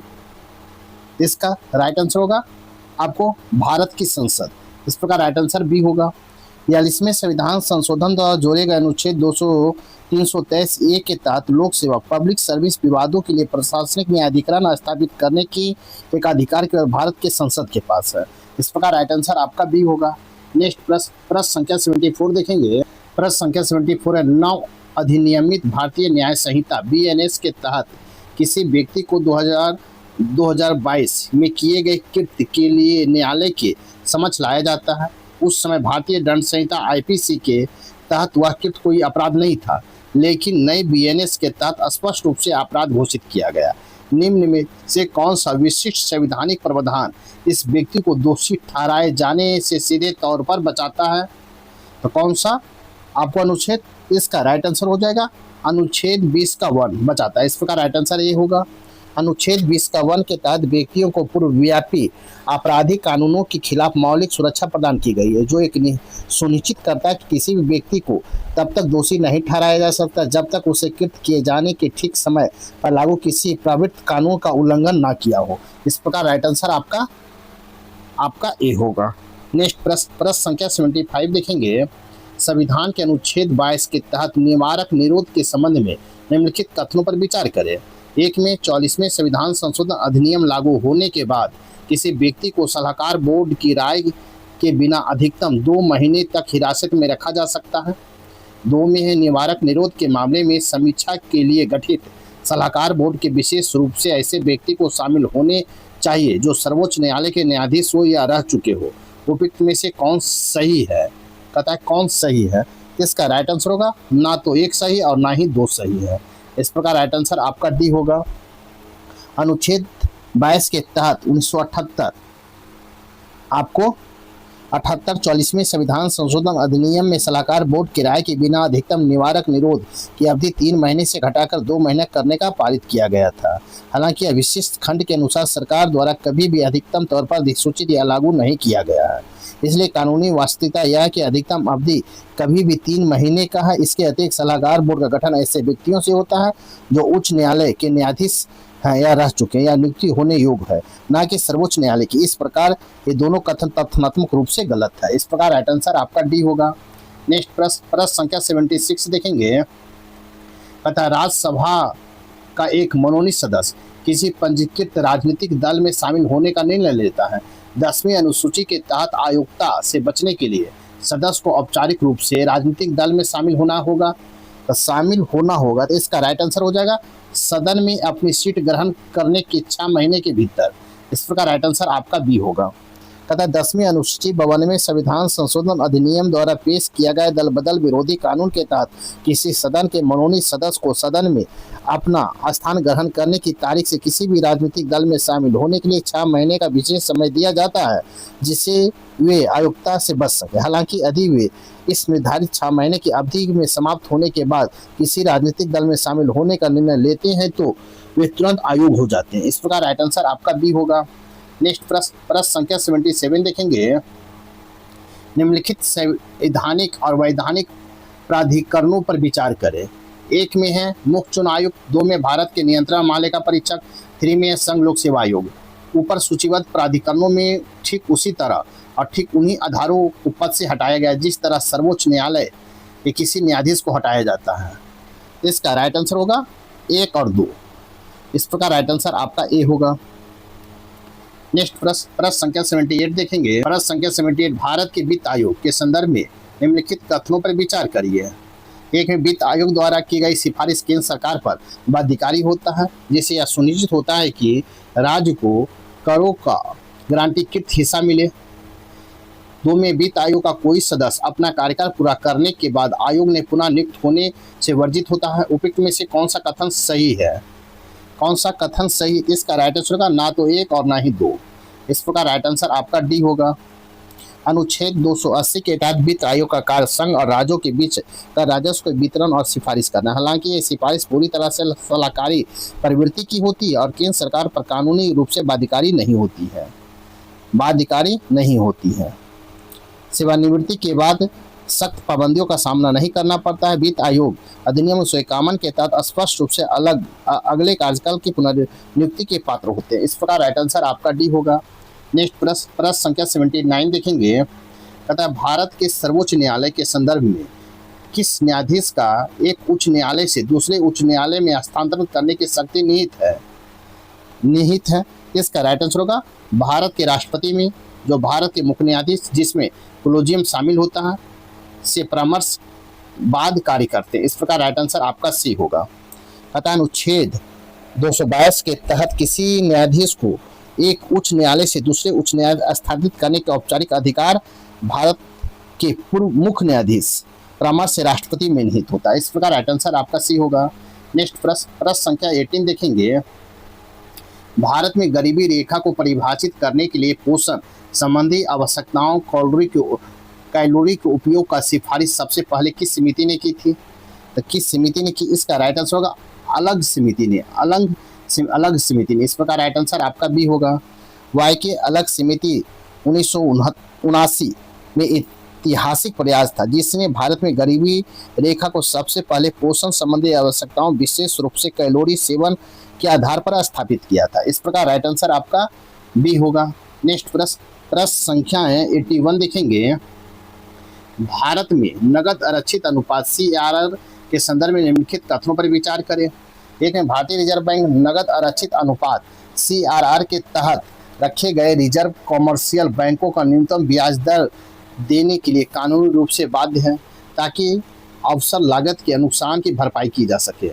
2 में नगद आरक्षित अनुपात वृद्धि से मनी मल्टीप्लायर में कमी आती है जिससे बैंकिंग प्रणाली में तरलता कम हो जाती है। 3 में वैधानिक तरलता अनुपात के विपरीत जिसे सोने या सरकारी प्रतिभूति के रूप में रखा जाता है, जिसे CRR के विशेष रूप से RBI के पास नगद रूप में रखना अनिवार्य है। 4 में है 2006 RBI अधिनियम संशोधन के बाद RBI के पास CRR के बिना किसी न्यूनतम या अधिकतम सीमा किसी भी स्तर पर निर्धारित करने का अधिकार है। तो इसका राइट आंसर हो जाएगा आपको 2, 3 और 4। इस प्रकार राइट आंसर आपका तथा सही पूछा है, कौन सही है? इसका राइट आंसर आपका बी होगा। 2, 3 और 4। इस प्रकार राइट आंसर बी होगा। नेक्स्ट प्रश्न संख्या 82 देखेंगे। प्रश्न संख्या 82 देखेंगे। आपको है 73वें संविधान संशोधन अधिनियम 1992 के तहत संबंध में निम्नलिखित कथनों पर विचार करें। अधिनियम 1992 के संबंध में निम्नलिखित कथनों पर विचार करें। एक में, जिस राज्य की जनसंख्या 25 लाख से अधिक नहीं है वह मध्यवर्ती स्तर पर पंचायतों का गठन नहीं कर सकता। दो में, किसी भी स्तर पर पंचायतों को पिछड़ी वर्गों के लिए सीटों का आरक्षण अनुच्छेद 243 के डी के तहत अनिवार्य प्रावधान है। निम्नलिखित में कौन सही है? कौन सही है? तो इसका राइट आंसर होगा ना तो 1 और ना ही 2। इस प्रकार राइट आंसर आपका डी होगा। 73वें संविधान संशोधन अधिनियम के तहत जिस राज्य की जनसंख्या 20 लाख ना कि 25 लाख से अधिक नहीं है उसे मध्यवर्ती स्तर पर पंचायत गठन न करने की छूट दी गई, जिससे पहला कथन तथ्यात्मक रूप से गलत हो जाता है। इसके अलावा अनुच्छेद 243 के डी के तहत जहाँ अनुसूचित जाति एससी, अनुसूचित जनजाति एसटी, महिलाओं के लिए सीटों का आरक्षण पूरी तरह से अनिवार्य व पिछड़े वर्ग ओबीसी के लिए आरक्षण पूरी तरह से स्वैच्छिक है, जिसे लागू करने का निर्णय संबंधित राज्य विधानमंडल के विवेक पर छोड़ दिया गया है। इस प्रकार राइट आंसर आपका डी होगा। नेक्स्ट प्रश्न संख्या 83 देखेंगे। सूची 1 में है स्वतंत्र और पूर्व योजना, सूची 2 में मुख्य प्रस्तावक। सूची 1 और सूची 2 को मिलान करना है। बॉम्बे प्लान, तब बॉम्बे प्लान हो जाएगा 2। 8 अग्रणी उद्योगपतियों के द्वारा बनाया गया था। और बी में है पीपुल्स प्लान, तब पीपुल्स प्लान हो जाएगा आपको एम एन राय के द्वारा। इसका हो जाएगा 4। सी में है गांधीवादी योजना, तो गांधीवादी योजना होगा 1 श्री नारायण अग्रवाल 1 हो जाएगा। और डी में है सर्वोदय योजना, तो इसका हो जाएगा 3 जयप्रकाश नारायण। बॉम्बे प्लान 1944 में, पीपुल्स प्लान 1945 में, गांधीवादी योजना 1944 में, सर्वोदय योजना 1950 में। इस प्रकार मिलाएंगे तो 1 का 2, बी का 4, सी का 1 और डी का 3 होगा। इस प्रकार राइट आंसर आपका बी होगा। नेक्स्ट प्रश्न संख्या 84 देखेंगे। राष्ट्रीय आय की अवधारणा के संबंध में निम्नलिखित में से कौन सा कथन सही है? एक में, सकल घरेलू उत्पाद जीडीपी में किसी देश की भौगोलिक सीमाओं के भीतर उत्पादित सभी अंतिम वस्तुओं और सेवाओं का मूल्य शामिल होता है। 2 में, सकल राष्ट्रीय उत्पाद जीएनपी में विदेशों से प्राप्त शुद्ध कारक आय को शामिल किया जाता है। 3 में है व्यक्तिगत प्रयोजन आय पीडीआई, वह आय है जो व्यक्तिगत करों का भुगतान करने के बाद व्यक्तियों के पास शेष रहती है। कूट के सहायता से बताना है। इसका राइट आंसर होगा 1 और 3 और 4। 1, 3 और 4 आपका सही। इस प्रकार राइट आंसर आपका डी होगा। नेक्स्ट प्रश्न संख्या 85 देखेंगे। कहता है बजट बिहार बजट 2026-27 में राजस्व अधिशेष के संबंध में निम्नलिखित कथनों पर विचार करें। 1 में है अनुमानित राजस्व अधिशेष 1143 करोड़ है। 2 में, राजस्व अधिशेष राज्य के जीएसडीपी का 0.09% है। उपयुक्त में से कौन सा कथन सही है? इसका राइट आंसर होगा आपको 1 और 2 दोनों सही है। 1 और 2 दोनों सही। इस प्रकार राइट आंसर आपका सी होगा। नेक्स्ट प्रश्न संख्या 86 देखेंगे। प्रश्न संख्या 86 है, बिहार में श्रम बल भागीदारी दर LFPR के संबंध में बिहार आर्थिक सर्वेक्षण 2025-26 के अनुसार निम्नलिखित में से कौन सा कथन सत्य है? कहता है कौन सा कथन सत्य है? तो इसका राइट आंसर होगा बिहार की महिला LFPR अखिल भारतीय औसत से 11.2% कम है। इस प्रकार राइट आंसर आपका बी होगा। बिहार में बेरोजगार क्षेत्र में महत्वपूर्ण संरचनात्मक चुनौतियों को सामना करना पड़ा है, जिन्हें बिहार के आर्थिक सर्वेक्षण 2025-26 में आवधिक श्रम बल सर्वेक्षण के प्रमुख संकेतों के द्वारा उजागर किया गया है। इसमें 11 कहता है महिला बल श्रम भागीदारी बिहार में महिला LFPR राष्ट्रीय औसत से काफी कम है, जो विशेष रूप से 11.2% कम है। इस प्रकार राइट आंसर आपका भी होगा। नेक्स्ट प्रश्न संख्या 87 देखेंगे। आर्थिक सर्वेक्षण 2025-26 के अनुसार जनवरी 2026 तक भारत में विदेशी मुद्रा भंडार फॉरेक्स रिजर्व की स्थिति क्या थी? तो फॉरेक्स रिजर्व की स्थिति क्या थी? इसका राइट आंसर हो जाएगा आपको USD 701.4 बिलियन थी। इस प्रकार राइट आंसर आपका भी होगा। विदेशी मुद्रा भंडार जनवरी 2026 तक बढ़कर USD 701.4 बिलियन हो गया। इस प्रकार राइट आंसर आपका भी होगा। नेक्स्ट प्रश्न संख्या 88 देखेंगे। 16वें वित्त आयोग की सिफारिश के अनुसार राज्यों के बीच केंद्रीय करों के बंटवारे के लिए हस्तांतरण मानदंडों में किस पैरामीटर का सबसे ज्यादा महत्व दिया गया है? तो किसका महत्व सबसे ज्यादा दिया गया है? आय की दूरी का। कहता है 16वें वित्त आयोग की 36 हस्तांतरण के लिए निम्नलिखित मानदंडों में वेटेज की सिफारिश किया गया है, जिसमें आय की दूरी 42.5% को वेटेज दिया गया है। इस प्रकार राइट आंसर आपका डी होगा। जबकि जनसंख्या का 17.5% और दिया गया है। जीडीपी का 10% दिया गया वेटेज, क्षेत्रफल का 10% दिया गया है। इस प्रकार राइट आंसर आपका डी होगा। नेक्स्ट प्रश्न संख्या 89 देखेंगे। इनमें से किस संस्था ने जनवरी 2026 में राज्य वित्त 2023-24 पर रिपोर्ट प्रकाशित की है? तो रिपोर्ट प्रकाशित किसने किया है? तो भारत के नियंत्रण एवं महालेखक परीक्षक सीएजी ने। इस प्रकार राइट आंसर आपका सी होगा।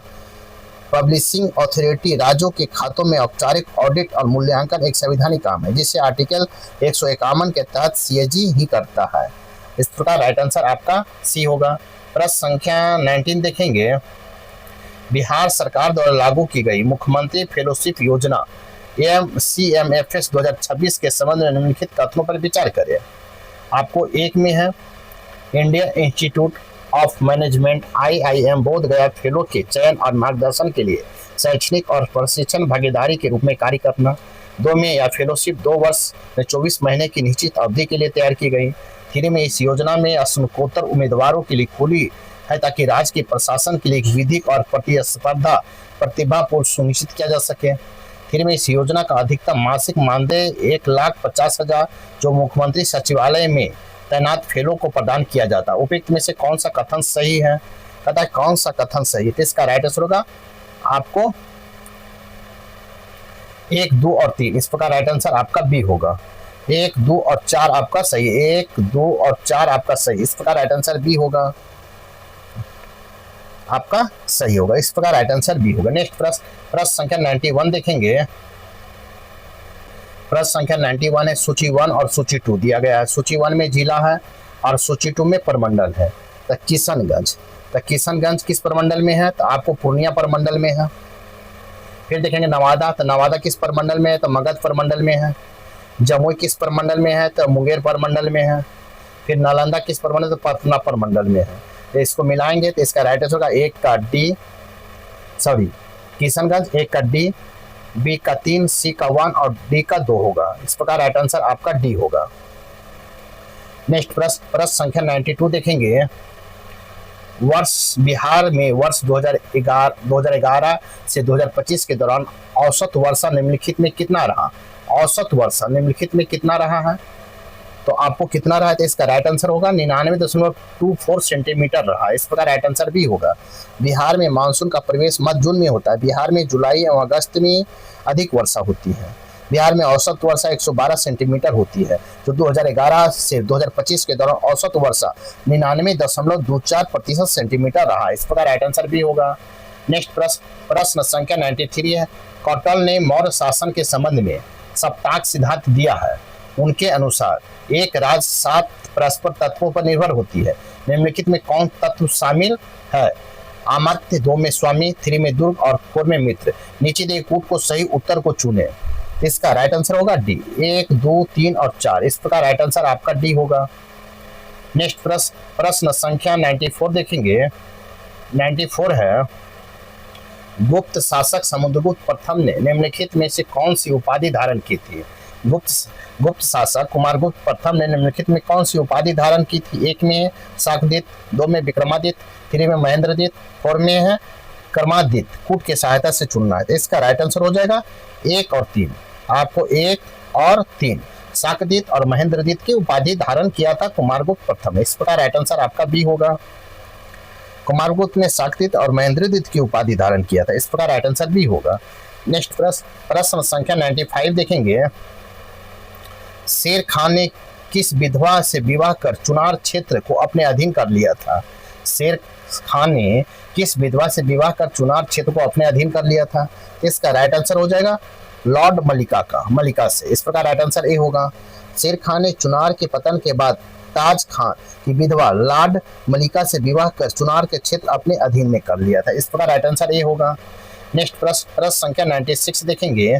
पटना के दीघा के पास स्थापित सदाकत आश्रम के प्रमुख संस्थापक कौन थे? सदाकत आश्रम के प्रमुख संस्थापक कौन थे? तो आपको मौलाना मजरुल हक थे। इस प्रकार राइट आंसर ए होगा। पटना के दीघा के पास गंगा नदी के तट पर स्थित सदाकत आश्रम की स्थापना 1921 में असहयोग आंदोलन के दौरान मौलाना मजरुल हक द्वारा किया गया था। इस प्रकार राइट आंसर ए होगा। नेक्स्ट प्रश्न संख्या 97 देखेंगे। प्रश्न संख्या 97 है, नक्शा पिंड यात्रा निम्नलिखित में किसके नेतृत्व में हुआ था? नक्शा पिंड यात्रा निम्नलिखित में किसके नेतृत्व में हुआ था? इसका ऑप्शन देखेंगे हम तो आपको अंबिकाकांत सिंह के नेतृत्व में हुआ था। नक्शा पिंड या नक्शा पिंड चलो दांडी यात्रा के तर्ज पर बिहार के पटना में 16 अप्रैल 1930 को नक्शा पिंड यात्रा का आयोजन किया गया। यह पटना सिटी के मंगला तालाब के पास था। इसका नेतृत्व अंबिकाकांत सिंह ने किए थे। इस प्रकार राइट आंसर आपका डी होगा। नेक्स्ट प्रश्न संख्या 98 देखेंगे। भारत छोड़ो आंदोलन के दौरान स्वतंत्र भारत चिरंजीवी हो का नारा किसके द्वारा दिया गया? स्वतंत्र भारत चिरंजीवी हो का नारा किसके द्वारा दिया गया था? इसका राइट आंसर होगा अनुग्रह नारायण सिंह के द्वारा दिया गया था। 9 अगस्त को कांग्रेस के प्रमुख नेताओं को गिरफ्तार कर लिया गया। बिहार के राजेंद्र प्रसाद को गिरफ्तार कर बांकीपुर जेल में रखा गया था, जबकि आपको आजाद दस्ता के संस्थापक जयप्रकाश नारायण जिन्हें गिरफ्तार कर हजारीबाग जेल में रखा गया। 9 नवंबर 1942 को दीपावली की रात अपने 5 साथियों रामानंद मिश्र, सूरज नारायण सिंह, योगेंद्र शुक्ला और गुलाबी सोनार को जैसे शालिग्राम सिंह के साथ जेल की दीवार फांद कर निकले और आजाद दस्ता का गठन किया था। इस प्रकार राइट आंसर आपका पूछा गया स्वतंत्र भारत चिरंजीवी हो का नारा किसने दिया था? अनुग्रह नारायण। इस प्रकार राइट आंसर आपका सी होगा। नेक्स्ट प्रश्न संख्या 99 देखेंगे। निम्नलिखित में कौन एक सही सुमेलित नहीं है? नहीं पूछा है तो नहीं है तो इसका राइट आंसर होगा पीर पहाड़ी जमुई। ये आपका सही सुमेलित नहीं है, वो भी आपका सुमेलित नहीं है। इस प्रकार राइट आंसर आपका नहीं है तो राइट आंसर आपका ये गलत है, जबकि मंगला गौरी गया जी सही है, मारूक पहाड़ी मुंगेर सही है और धौर पहाड़ी कैमूर सही है। इस प्रकार राइट आंसर आपका डी होगा। प्रश्न संख्या 100 देखेंगे। साथ ही मेरे वीडियो को लाइक कीजिए, शेयर कीजिए, चैनल को सब्सक्राइब नहीं किए तो सब्सक्राइब कर दें। आप देख रहे हैं एडिटोरिया का 72 बीपीएससी का वॉल्यूम 2 का सेट प्रैक्टिस। तो देखेंगे प्रश्न संख्या 100 हम बरसुंदरी मिट्टी का विस्तार बिहार के किन जिलों में है? बरसुंदरी मिट्टी का विस्तार बिहार के किन जिलों में है? तो आपको सारण, मुजफ्फरपुर, पूर्णिया और चंपारण में है। चंपारण में। इस प्रकार राइट आंसर आपका सी होगा। उत्तरी बिहार की बरसुंदरी मिट्टी पुरानी जलोढ़ मिट्टी है। इसका विस्तार पूर्णिया, सहरसा, दरभंगा, मुजफ्फरपुर, सारण, चंपारण आदि जिलों में है। इस प्रकार राइट आंसर सी होगा। नेक्स्ट प्रश्न संख्या 100 देखेंगे। बिहार के निम्नलिखित वन्यजीव अभयारण्यों का क्षेत्रफल की दृष्टि से अवरोही कर्म के आकार का सही कर्म को चुनिए। तो सही कर्म को चुनना है, इसका राइट होगा कैमूर वन्यजीव अभयारण्य, भीम बांध वन्यजीव अभयारण्य, कांवर झील वन्यजीव अभयारण्य, नागी बांध पक्षी विहार। इस प्रकार राइट आंसर आपका बी होगा। इस प्रकार राइट आंसर आपका बी होगा। सही कर्म अवरोही कर्म में आपका सही है। नेक्स्ट प्रश्न, क्योंकि आपको कैमूर वन्यजीव अभयारण्य रोहतास कैमूर में है, उसका भीम बांध अभयारण्य मुंगेर में है, कांवर झील पक्षी अभयारण्य बेगूसराय में है, नागी बांध पक्षी विहार जमुई में है। इस प्रकार राइट आंसर बी होगा। नेक्स्ट प्रश्न संख्या 102 देखेंगे। बिहार का निम्नलिखित में से कौन सा स्थल रामसर स्थल में शामिल नहीं है? रामसर स्थल में शामिल नहीं है तो आपको कुशेश्वर स्थान झील आपको शामिल नहीं। इस प्रकार राइट आंसर आपका डी होगा। कुशेश्वर आपको रामसर स्थल में शामिल नहीं है। इस प्रकार राइट आंसर आपका डी होगा। नेक्स्ट प्रश्न संख्या 103 देखेंगे। प्रश्न संख्या 103 है, बिहार आर्थिक सर्वेक्षण 2025-26 के अनुसार 2024-25 में वर्तमान मूल्य पर सबसे कम प्रति व्यक्ति जीएसडीपी के आरोही कर बिहार राज्य में जिलों का सही कर्म को चुनिए। तो सही कर्म क्या होगा? आपको सीवर, अररिया और सीतामढ़ी होगा। इस प्रकार राइट आंसर आपका सी होगा। नेक्स्ट प्रश्न संख्या 104 देखेंगे। बिहार के निम्नलिखित जीआई टैग प्राप्त उत्पादों में से कौन सा एक सही स्थान के साथ सुमेलित नहीं है?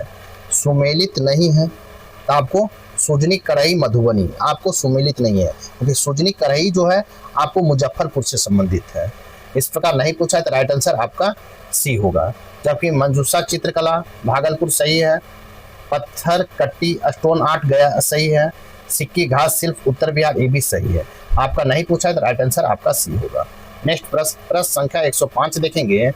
बिहार के सिंचित जिले के संबंध में निम्नलिखित में से कौन सा युग सही है? तो सही पूछा है तो इसका राइट आंसर हो जाएगा नीचे दिए प्रयोग को सही उत्तर को चुनना है।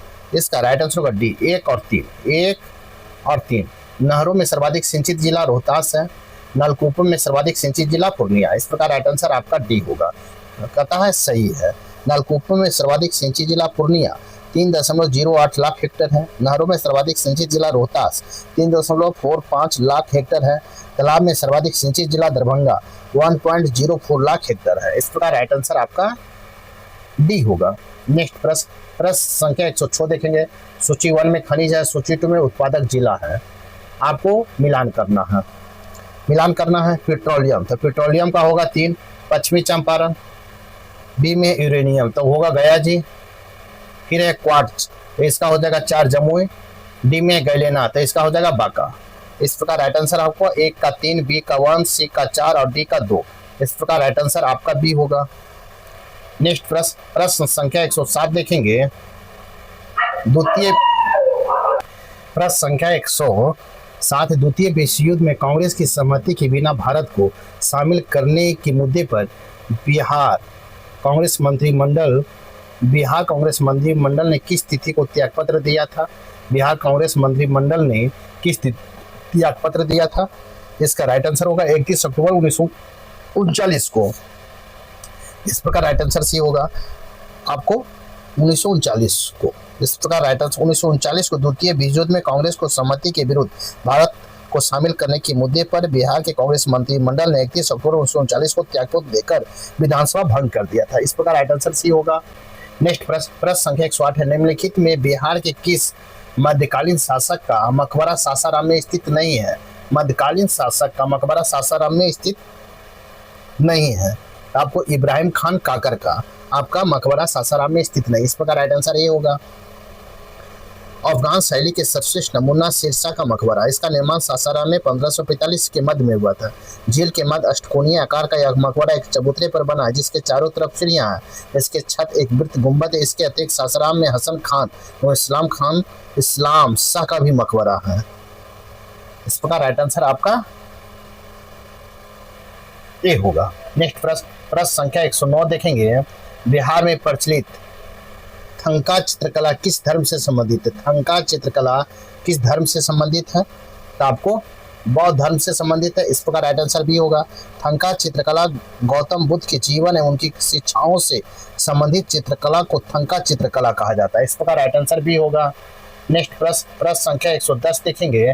सूची 1 और सूची 2 है। सूची 1 में स्थानीय संगीत है और सूची 2 में त्योहार और उत्सव है। आपको मिलान करना है। तब बटोहिया का हो जाएगा 2 देशभक्ति गीत। बी में कजरी, तो कजरी का हो जाएगा 4, सावन माह में गाया जाता है। सी में नचारी, तो नचारी का 3 होगा, भगवान शिव की प्रस्तुति किया जाता है। डी में है लगनी, तो विवाह के अवसर पर गाया जाता है। इस प्रकार मिलाएंगे तो 1 का 2, बी का 4 और सी का 3 और डी का 1। इस प्रकार राइट आंसर आपका सी होगा। नेक्स्ट प्रश्न संख्या 111 देखेंगे। राष्ट्रीय परिवार स्वास्थ्य सर्वेक्षण 6 के अंतिम परिणामों के अनुसार भारत में बच्चों को नाटापन की दर NFHS4 के 38.4% घटकर अब कितनी हो गई है? इसका राइट आंसर होगा 29.3% हो गई है। इस प्रकार राइट आंसर आपका सी होगा। नेक्स्ट प्रश्न संख्या 112 देखेंगे। आर्थिक समीक्षा 2025-26 के अनुसार नागरिक उड्डयन क्षेत्र में भारत वर्तमान में दुनिया का तीसरा सबसे घरेलू विमानन बाजार बन चुका है। देश में हवाई अड्डों की संख्या 2014 के 74 से बढ़कर वर्ष 2025 के अंत तक कितनी हो गई है? तो कितनी हो गई? तो इसका राइट आंसर होगा सी, 164 हो गया। इस प्रकार राइट आंसर आपका सी होगा। उड़ान जैसी क्षेत्रीय कनेक्टिविटी योजनाओं को सफल क्रियान्वयन के कारण भारत में विमानन बुनियादी ढांचे के अप्रत्याशित वृद्धि के कारण आर्थिक समीक्षा के लिए आपको हेलीपोर्ट वाटर एंड्रोड्रोम की संख्या बढ़कर 164 हो गई है। इस प्रकार राइट आंसर आपका सी होगा। नेक्स्ट प्रश्न संख्या 113 देखेंगे। नेक्स्ट प्रश्न संख्या 113 है। भारत के प्रमुख द्विपक्षीय रक्षा अभ्यासों से संबंधित देशों का युग पर विचार कीजिए। कहता है 1 में है अभ्यास अल नजहा ओमान, 2 में है अभ्यास जायद तलवार संयुक्त अरब अमीरात, 3 में है अभ्यास कोकन फ्रांस। उपयुक्त में से कौन सा सही सुमेलित है? कहता है सही सुमेलित है 1 और 2। आपका 1 और 2 सही सुमेलित है। इस प्रकार राइट आंसर आपका ए होगा। नेक्स्ट आपका सही सम्मिलित है। तथा अभ्यास कोकन, कोकन जो है भारतीय सेना के यूनाइटेड किंगडम की रॉयल नेवी के बीच आयोजित किया गया था, फ्रांस के बीच नहीं, रॉयल नेवी के बीच, यूनाइटेड किंगडम और रॉयल नेवी के बीच आयोजित किया जाने वाला एक प्रकार का द्विपक्षीय सैन्य अभ्यास है, ना कि फ्रांस के साथ। इस प्रकार राइट आंसर आपका ए होगा। नेक्स्ट प्रश्न संख्या 124 देखेंगे। प्रश्न संख्या 114 नीति आयोग की रिपोर्ट के अनुसार empowering of the port of descent into transformation के अनुसार पिछले 12 वर्षों की सरकार के विभिन्न कल्याणकारी हस्तक्षेपों के कारण देश में कितने करोड़ लोग बहुआयामी गरीबों से बाहर निकले हैं? तो कितने करोड़ लोग बहुआयामी गरीबों से बाहर निकले हैं? तो आपको इसका राइट आंसर होगा 25 करोड़। इस प्रकार राइट आंसर सी होगा। नेक्स्ट प्रश्न संख्या 115 देखेंगे। प्रधानमंत्री श्रम योगी मान धन PMSYM योजना के संदर्भ में निम्नलिखित कथनों पर विचार कीजिए। एक में है असंगठित क्षेत्र में श्रमिकों के लिए एक स्वैच्छिक और अंशदायी पेंशन योजना है। तो में इसके तहत 60 वर्ष की आयु प्राप्त करने के बाद न्यूनतम 5,000 प्रति माह की सुनिश्चित पेंशन का प्रावधान है। उपयुक्त में से कौन सा कथन सही है? तो कौन सा कथन सही थे? इसका राइट आंसर केवल 1। इस प्रकार राइट आंसर आपका ए होगा। प्रधानमंत्री श्रम योगी मानधन असंगठित क्षेत्र के श्रमिकों जैसे रेहड़ी पटरी वाले, रिक्शा चालक, घरेलू कामगार आदि श्रम एवं रोजगार मंत्रालय द्वारा चलाई जा रही वास्तव में एक स्वैच्छिक और अंशदायी पेंशन योजना है। इस प्रकार राइट आंसर आपका ये होगा। जबकि यह योजना 60 वर्ष की आयु पूरा करने के बाद न्यूनतम 5,000 नहीं बल्कि 3,000 प्रति माह सुनिश्चित पेंशन का प्रावधान है। इस प्रकार राइट आंसर ए होगा। सिर्फ कहता है कथन सही है तो ए होगा, जबकि 5,000 नहीं, यहाँ पर 3,000 होगा आपको प्रति माह। सुनिए, इसलिए एक गलत है जबकि एक सही है मगर 2 गलत है। इस प्रकार राइट आंसर आपका ये होगा। नेक्स्ट प्रश्न संख्या 116 देखेंगे। केंद्रीय मंत्रिमंडल द्वारा सितंबर 2025 में स्वीकृत राष्ट्रीय क्वांटम मिशन NQM संशोधित चरणों के संदर्भ में निम्नलिखित कथनों पर विचार कीजिए। एक में इसका उद्देश्य 2031 तक 50 से 1000 भौतिक क्यूबिट्स की क्षमता वाले मध्यवर्ती स्तर पर क्वांटम कंप्यूटर विकसित करना है। दो में इस मिशन का नोडल संचालन इलेक्ट्रॉनिक्स और सूचना प्रौद्योगिकी मंत्रालय द्वारा किया जा रहा है। 3 में इस तहत टेक्नोलॉजी हब स्थापित किए जाएंगे जो क्वांटम कंप्यूटिंग, संचार, सेंसिंग और मटेरियल्स पर केंद्रित होंगे। उपयुक्त में से कौन सा कथन गलत है? तो कौन सा कथन गलत है? इसका राइट आंसर होगा 2 और 3 आपका गलत है। 2 और 3 गलत है। इस प्रकार राइट आंसर आपका बी होगा। नेक्स्ट प्रश्न संख्या 117 देखेंगे। कहता है क्रैकस इन द वॉल किसके द्वारा लिखी? क्रैकस इन द वॉल किसके द्वारा लिखी गई है? इसका राइट आंसर होगा आपको नीरा कश्यप के द्वारा लिखी गई। इस प्रकार राइट आंसर ए होगा। नीरा कश्यप की रचना क्रैकस इन द वॉल एक ऐसी मार्मिक रचना है जो परिवार, समुदाय और व्यक्तिगत जीवन में व्याप्त अदृश्य दरारों का उजागर करती है। इस प्रकार राइट आंसर आपका ये होगा। नेक्स्ट प्रश्न संख्या 118 देखेंगे। निम्नलिखित अभिकथन ए कारण आर पर विचार करें। अभिकथन है आपका ए में PM सूर्य घर मुक्त बिजली योजना के तहत सितंबर 2025 में शहरी स्थानीय निकायों को उनके इलाकों में रूफ टॉप सोलर अपनाने की दर के आधार पर विशेष प्रोत्साहन अनुदान जारी किए गए। कारण आर में शहरी क्षेत्रों में ग्रिड इंटरएक्टिव रूफ टॉप प्रणालियों के लिए स्थानीय नगर निगमों का सहयोग, तकनीकी व्यवहार्यता और नेट मीटरिंग प्रक्रियाओं को तेज करने के लिए अनिवार्य है। आगे हम देखेंगे पुट की सहायता सही उपयोग को चुने।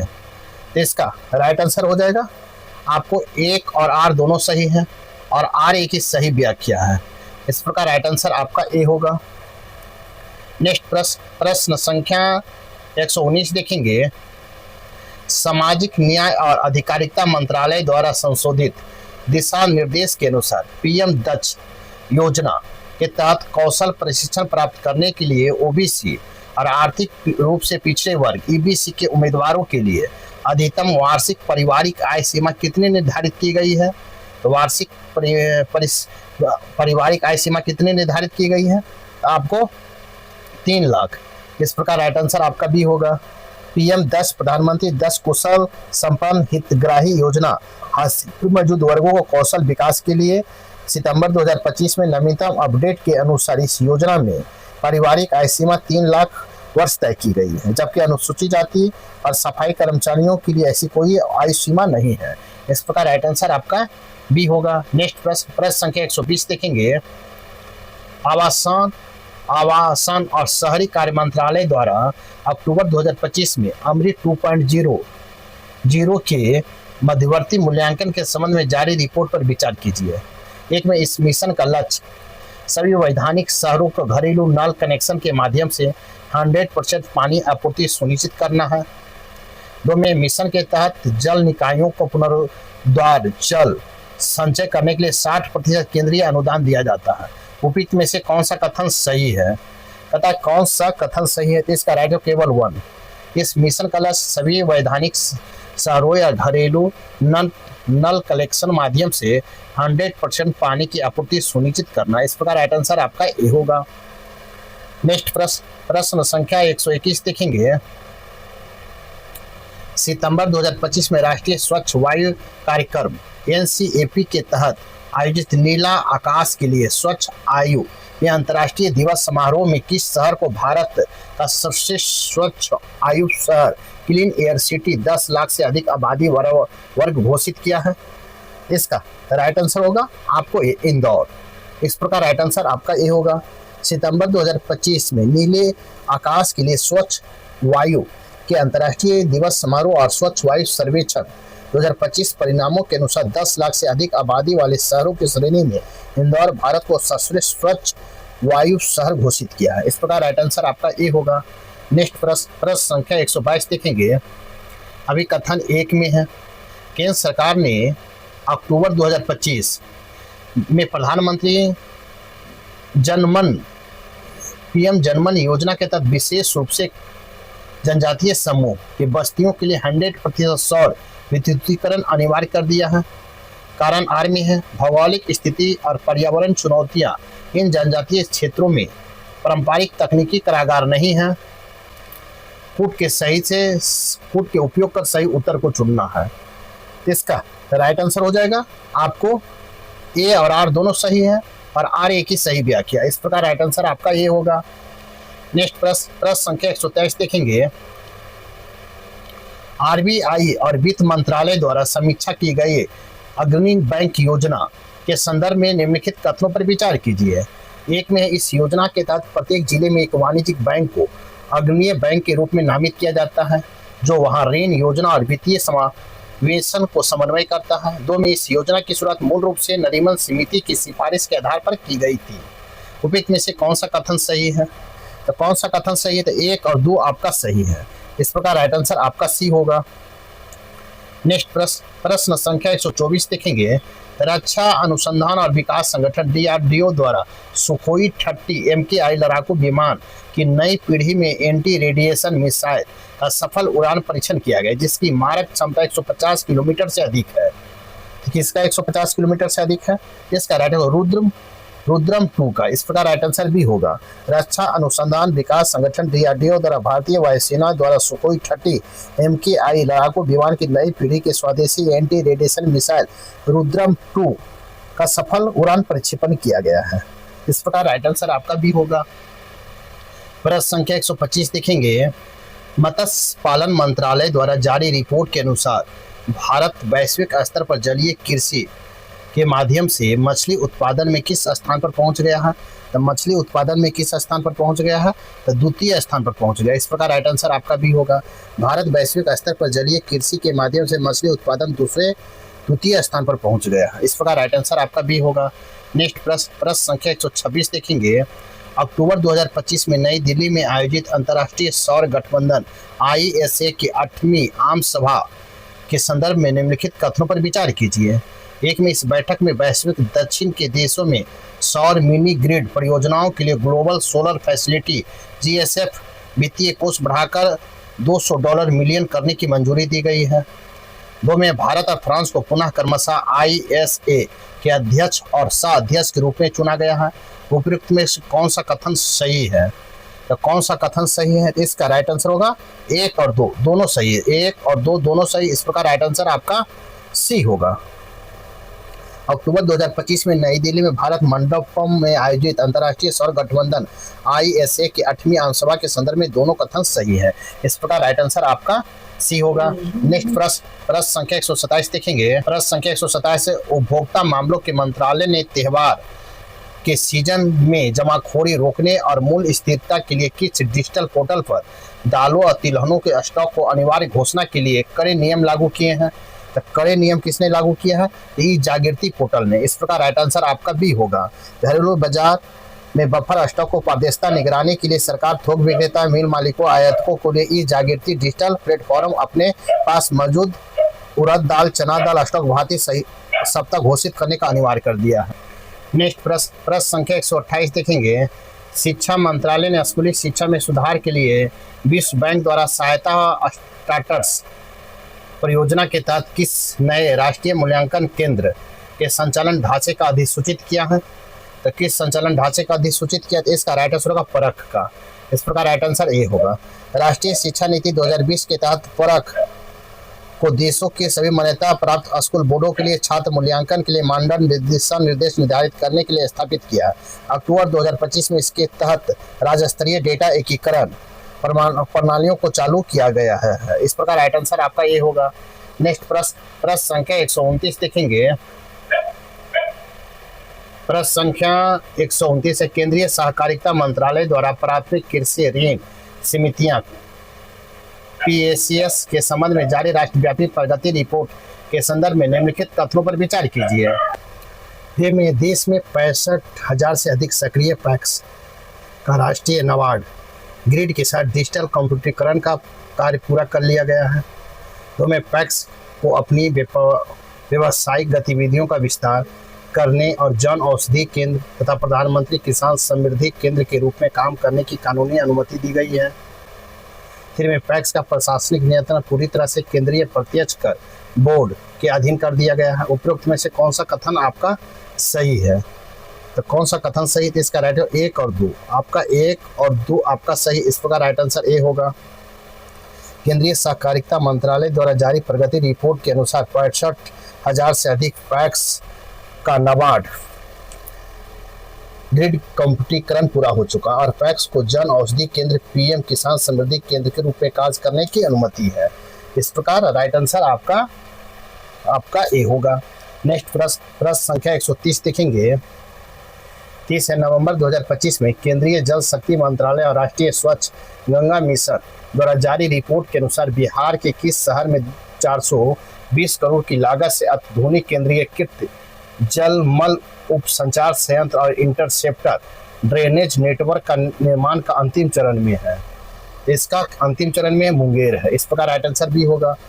आपको पता है नमामि गंगे कार्यक्रम के तहत बिहार मुंगेर शहर से गंगा नदी में गिरने वाले अनौपचारिक शहरी सीवेज को रोकने के लिए व्यापक बुनियादी ढांचा तैयार किया गया है। इसमें STP की क्षमता 30 मिलियन लीटर प्रतिदिन से अधिक है, जो गंगा के जल की गुणवत्ता सुधारने में सहायक होगी। इस प्रकार राइट आंसर भी होगा। नेक्स्ट प्रश्न संख्या 131 है। केंद्र सरकार ने डेटा संप्रभुता और सुरक्षा सुनिश्चित करने के लिए देश के सभी महत्वपूर्ण बुनियादी ढांचे क्षेत्रों में की स्वदेशी सुरक्षित ऑपरेटिंग सिस्टम के उन्नत संस्करण को अनिवार्य रूप से लागू करने का निर्देश जारी किए हैं। तो आपको माया OS। इस प्रकार राइट आंसर आपका बी होगा। साइबर हमलों और विदेशी सॉफ्टवेयर की निर्भरता को कम करने के लिए रक्षा मंत्रालय ने मिलिट्री द्वारा संयुक्त रूप से विकसित इसे रक्षा अनुसंधान विकास संगठन DRDO सेंटर फॉर डेवलपमेंट और एडवांस कंप्यूटिंग और सूचना प्रौद्योगिकी केंद्र NIC द्वारा संयुक्त रूप से विकसित किया गया है। इसे माया ऑपरेटिंग सिस्टम को अब रक्षा प्रणालियों को अन्य महत्वपूर्ण सरकारी डेटा सर्वरों नेटवर्क और संरचनाओं में लागू करने की समय सीमा नवंबर 2025 तय की गई थी। इस प्रकार राइट आंसर आपका बी होगा। नेक्स्ट प्रश्न संख्या 132 देखेंगे। प्रश्न संख्या 132 अभिकथन ए है। कर्मचारी भविष्य निधि संगठन EPFO ने नियोक्ताओं के लिए अंशदान जमा करने की डिजिटल प्रक्रियाओं ऑटो मोड सेटलमेंट दायर बढ़ा दिया है। कारण आर में इसका मुख्य उद्देश्य बीमारी, शिक्षा, विवाह के लिए भविष्य निधि EPF ग्रामीण दावों को निपटान की अवधि को 20 दिनों से घटाकर 3 दिन कम करना है। उपयुक्त में से कौन सा कथन सही है? तो कौन सा कथन सही है? तो आपको ए और आर दोनों सही है और आर एक ही सही व्याख्या है। इस प्रकार राइट आंसर आपका ए होगा। नेक्स्ट प्रश्न संख्या 133 देखेंगे। सक्षम इमारत कार्यक्रम का प्राथमिक उद्देश्य क्या है? सक्षम इमारत कार्यक्रम का प्राथमिक उद्देश्य क्या है? तो प्राथमिक उद्देश्य क्या है इसका? आपको वाणिज्यिक और बड़े आवासीय भवनों में ऊर्जा कुशल निर्माण कोड ECBC की कड़ाई से अनुपालन सुनिश्चित करना है। इस प्रकार राइट आंसर आपका बी होगा। आपको सुनिश्चित करना है, इस प्रकार राइट आंसर बी होगा। नेक्स्ट प्रश्न संख्या 134 देखेंगे। 34 अभी कथन ए में है।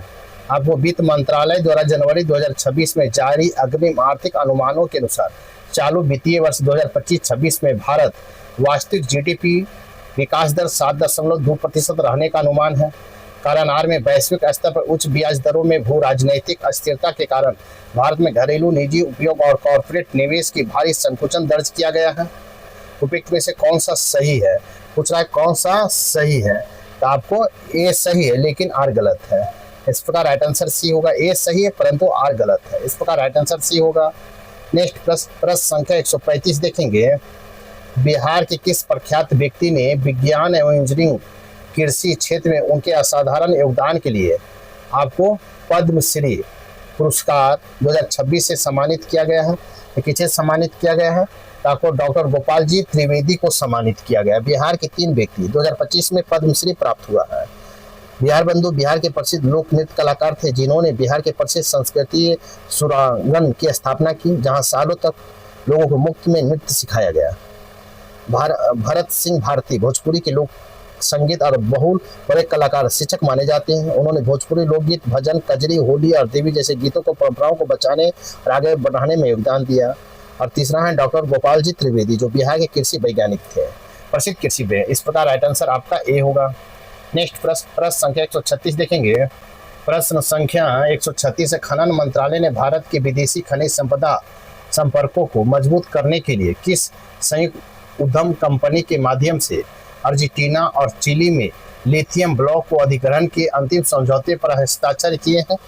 तो हस्ताक्षर किए तो खनिज विदेश मीडिया लिमिटेड, खनिज विदेश मीडिया लिमिटेड। इस प्रकार राइट आंसर आपका ए होगा।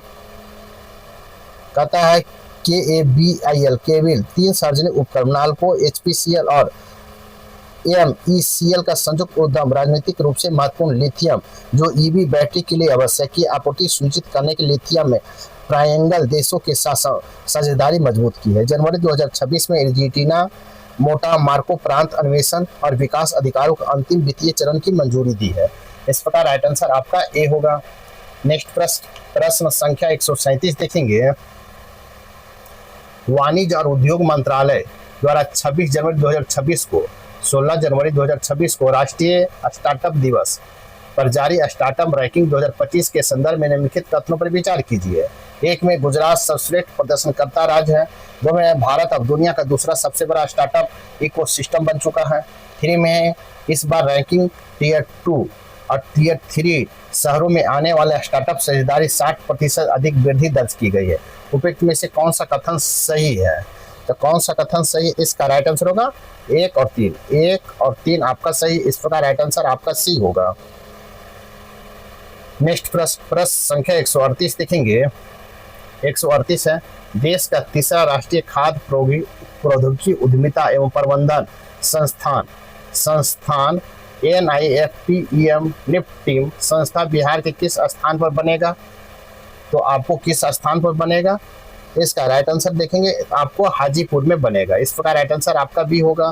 देश का तीसरा राष्ट्रीय खाद्य प्रौद्योगिकी उद्यमिता एवं प्रबंधन संस्थान बिहार के हाजीपुर वैशाली जिला में बनाया जाएगा। इस प्रकार राइट आंसर आपका बी होगा। नेक्स्ट प्रश्न संख्या 139 देखेंगे। द आर्यभट्टीय दृष्टि के संबंध में निम्नलिखित कथनों पर विचार करें।